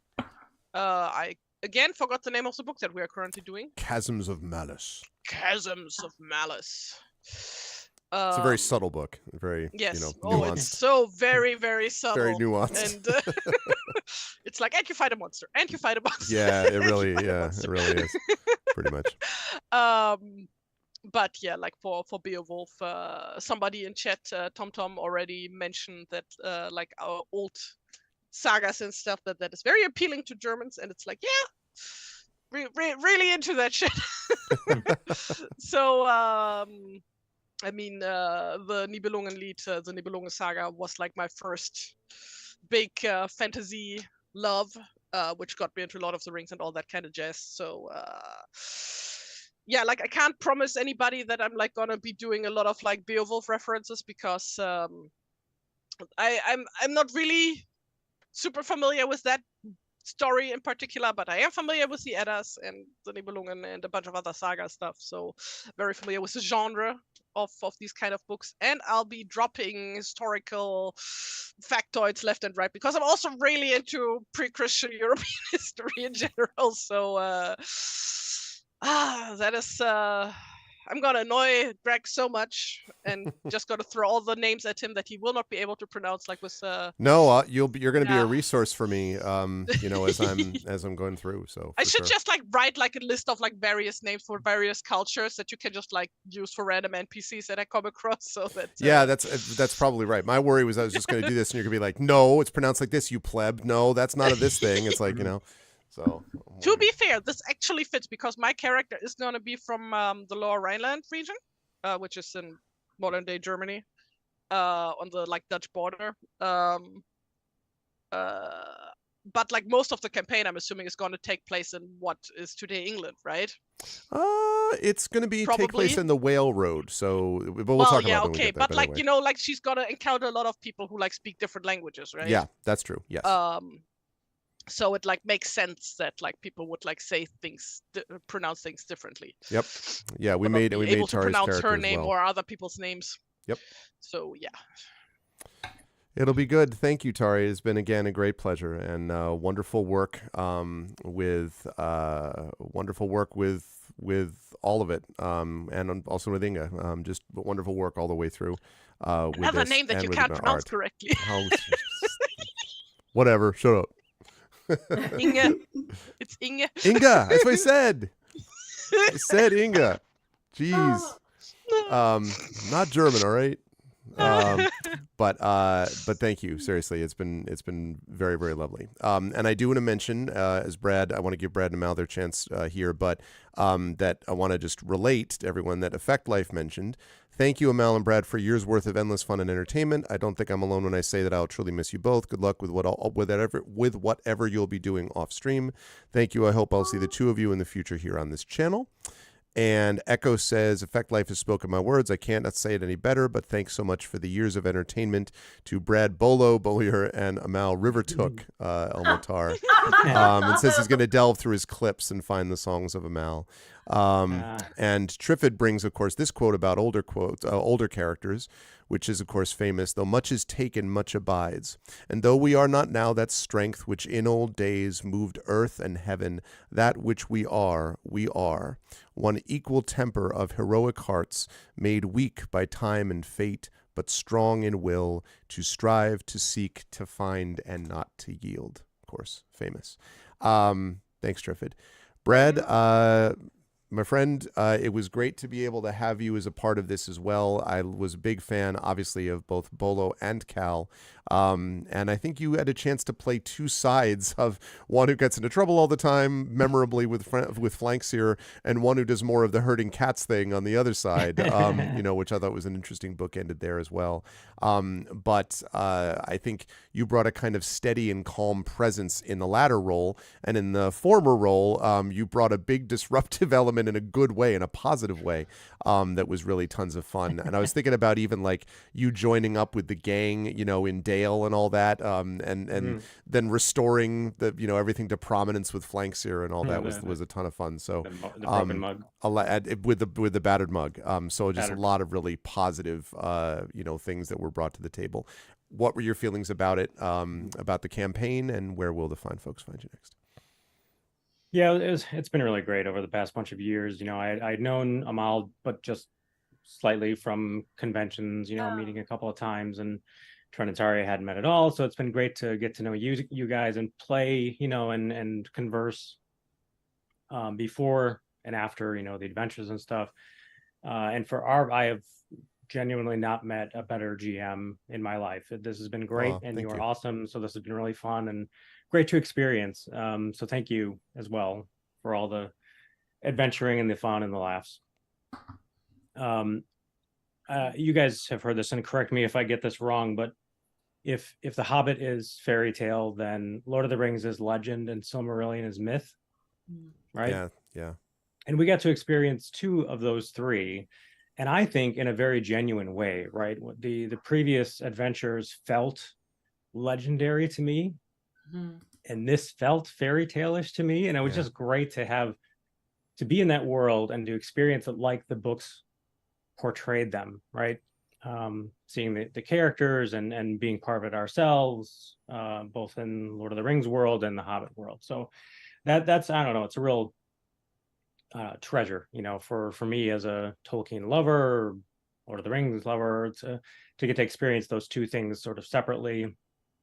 And just talking about, this set of adventures, I just really liked how things bookended from the crossing of the river, this is a really simple adventure, right? To now, like something that was, dangerous and a little bit dire, but still in keeping with The Hobbit, right? It still felt not quite over the line from fairy tale into legend and stuff. It kept that feel. So certainly not the war stories we got at the end of Middle Earth, right? Yeah. So that the arc to me felt really great. Things did progress, but not to the point, that they were that, dire and such. So it felt right, so that was great. So yeah, just really happy. I'm sad to be, parting, but I will call right now with some caveats. We were talking beforehand about the Tales of the Shire, this new adventure that's coming out. And if it's multiplayer and if it's good, we should do a reunion episode where we all play. Yeah, I think that would be fun. But we'll just have to see. Or that Return to Moria thing, which is multiplayer. I just want to point that out. Like, there's also that too. Yeah, we totally should think about that at some point. That'd be a lot of fun. Oh my God, yeah, I would love to do something like that. And then also, thanks to Chad, it's been fun to have you guys with us along the journey. So I really appreciate hanging out with us, and the giving of all the advantages to us along the way and saying so many times, right? So that was really cool. This was Chad's journey too. It's true. Yeah, so even though I'm leaving, catch up with me on quillings.com. I have my socials are there. Look for me on YouTube at A Novel Approach or my full name. And then keep an eye out. I will plug just one last time. The Dragons of Deepwood Pen. Book 1 of a new epic fantasy series comes out in just a week or so. So look out for that. It's good. And thank you again, Brad. And yeah, that's a great idea about the game. I'll at some point I'll bring that up as a possibility. It would be cool if we could make that happen at some point. Yeah. And either way, thank you, my friend. Really appreciate it. Also, in the midst of that, we had a big health scare with you too. So I'm also grateful that, we got through and on the other side of that, real life journeys as well as this one. So thank you. Yeah, thanks. Last but certainly not least, Amal, I remember very distinctly, as I'm sure you do, prepping this by asking Amal to join this thing when we were up. The first time I asked was when I was up at CanCon, and I had known Amal for a while. In fact, the first Speculate episode that Brad and I ever did together was Saladin Ahmed and Amal interview many, many years ago now.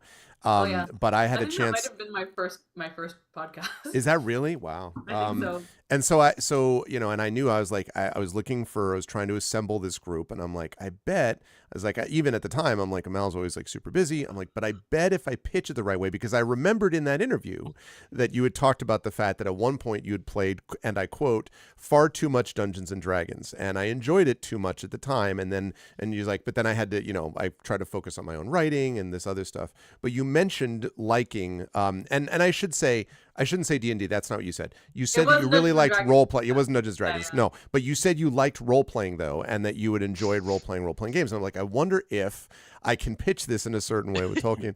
And Amal was not sure and was like, well, I don't know what this commitment's going to be, and I don't know. But I'm really glad that you were able in the end that you were willing to do it. And brought, I mean, River was a memorable character. I was a huge fan of both River and Stone and how much was invested in that. And then I loved Coriander as a sort of playing the Bolo role in this particular case, and the relationships we had with everybody. And I thought it was very appropriate that because the last adventure that we just did could have gone in many different ways. When you grabbed onto the wolf, I was kind of like, onto the burnt beast, I was sort of thinking it through. And then I was like, well, but once you pitched it the way you did, I'm like, of course this makes sense. And the idea of all of your companions immediately running after you without being like, well, she deserves what she gets. Like, I expect Granny would run after her. But I could imagine scenarios where, like, including Titch, I could imagine scenarios where it could be like, I don't know. So the fact that you were willing to do what was necessary, and that everyone had connected to Coriander despite Coriander's tendency to cause trouble, which was part of what you had wanted to do from the very beginning, was really pleasant. It was really pleasant and was nice to see. And here, when you are being bitten up and it came very close for Coriander with the burnt beast, but at the same time there was a sense of bravery that I think really came through, that I think people really appreciated. You always got the sense that Coriander's heart was in the right place, and that's the thing that really mattered the most. So thoughts about, before we wrap up here, thoughts about the campaign and where the folks will see you next time. When you first asked me to join, I said no. And I said no because I had absolutely no room in my life for anything fun. There was nothing. There was everything. I was very much in the thick of that, monetize all your hobbies. Everything's a hustle. I was doing the most draining work that I was doing was work that wasn't paying me, the PhD. And I was doing all this other work in order to just, funnel time, energy, and resources into trying to resolve that. And it, I remember just a tiny window opening up in 2017 because I had a job that actually had a lot of downtime in it. That was I was available to students to talk to them about their essays. Basically, that was the TA-ship role that I had, and there was sufficient downtime in and around that I'm with an office that I actually was like, oh, okay, no, I could do this. And the first possibly year that we were doing this, I was joining from that office, that office at on campus. And then and I could never have guessed at that point how long this was going to go and how it would just become just such a pillar of my life. It was, I can't stress enough that once I started doing this, it was the only thing I was doing for fun for years. For years. It was the only thing that was not in any way attached to writing or getting making money from whatever, or it was just, this was only for me and only fun. And which is weird considering that it's also for an audience, and I do want to say that chat, thank you so much for all your company that you've kept all this time, literally and figuratively inspiring us constantly. But I just that attachment to it, it was very nourishing, and it was very sustaining in some very dark times. And I remember in particular in the previous campaign, the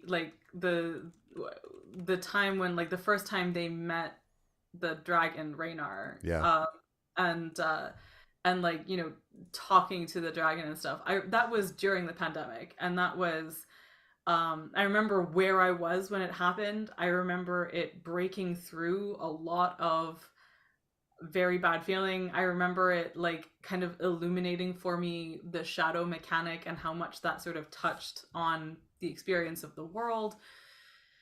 in a way I fully intended to write about and still haven't, but whatever. And it just like has meant so much to me, and I really was going to just call it quits after that. Like I was going to be like, this, you know, we've had a pinnacle, high point. What a great time to end, you know, Shire Adventures there. But the prospect of playing hobbits with Tari in particular was too tempting. It was like it was just something that I felt like I would regret not having done. And like Tari's enthusiasm for hobbits specifically, and for, you know, playing you know, family members and stuff together, making that family tree. Making that family God, tree. the family tree. I was so blown away. I was like, wow, I was not prepared. I thought I was prepared, but I was not prepared. And it was just so beautiful and heartwarming. And I like, I wasn't ready to say goodbye to the crew yet either, I think. And it really, like, my life has changed in so many ways this year, that I realized that, like, I mean, in some ways positive, I mean, actually mostly positively, but one of the ways it's changed is that it's not, this doesn't have to be the only thing I do for fun anymore. And like, so I feel like the game has sort of accompanied me into a place where I have more room to do other things that are also nourishing, and that feels like a kind of appropriate place to say goodbye to a game that has brought me so much, especially like just through you guys and through getting to talk with you and have fun with you and do big scary stuff with you, and it's been so amazing. And I'm sorry. you're just sick. It's fine. Just sick. That cold. Issues. Yeah. I do want, if it's okay, I do want to read The Road Goes Ever On, because I really love it, and I think it's appropriate to where we started and where we've ended. So, roads go ever on, over rock and under tree, by caves where never sun has shone, by streams that never find the sea, over snow by winter sown, and through the merry flowers of June, over grass and over stone and under mountains in the moon. Roads go ever on, under cloud and under star, yet feet that wandering have gone turn at last to home afar. Eyes that fire and sword have seen, and horror in the halls of stone, look at last on meadows green, and trees and hills they long have known. Anyways, I'm really glad that we did all the stone stuff and all the meadow stuff too, and Yep. And I'm really gonna miss you guys, and except that I will continue. I will actually learn to tune in. I've previously only come to take part in like our games, but I am actually gonna like tune in to see this Beowulf game. I really want to see what you guys do with it and stuff. So, and yeah, and just wish you guys all the best. And this has been wonderful. And where you can find me after this, actually, truck driver's gear change here, but I was just on a podcast that I really like called Musical Splainin'. We talked about a musical very dear to my heart called Notre Dame de Paris, and it's like the Hunchback of Notre Dame in French and so on. But anyway, I'll drop a link in the chat to that because it literally just dropped today. That's a place you can hear me also. But other than that, find me on my website, amadamahsab.com.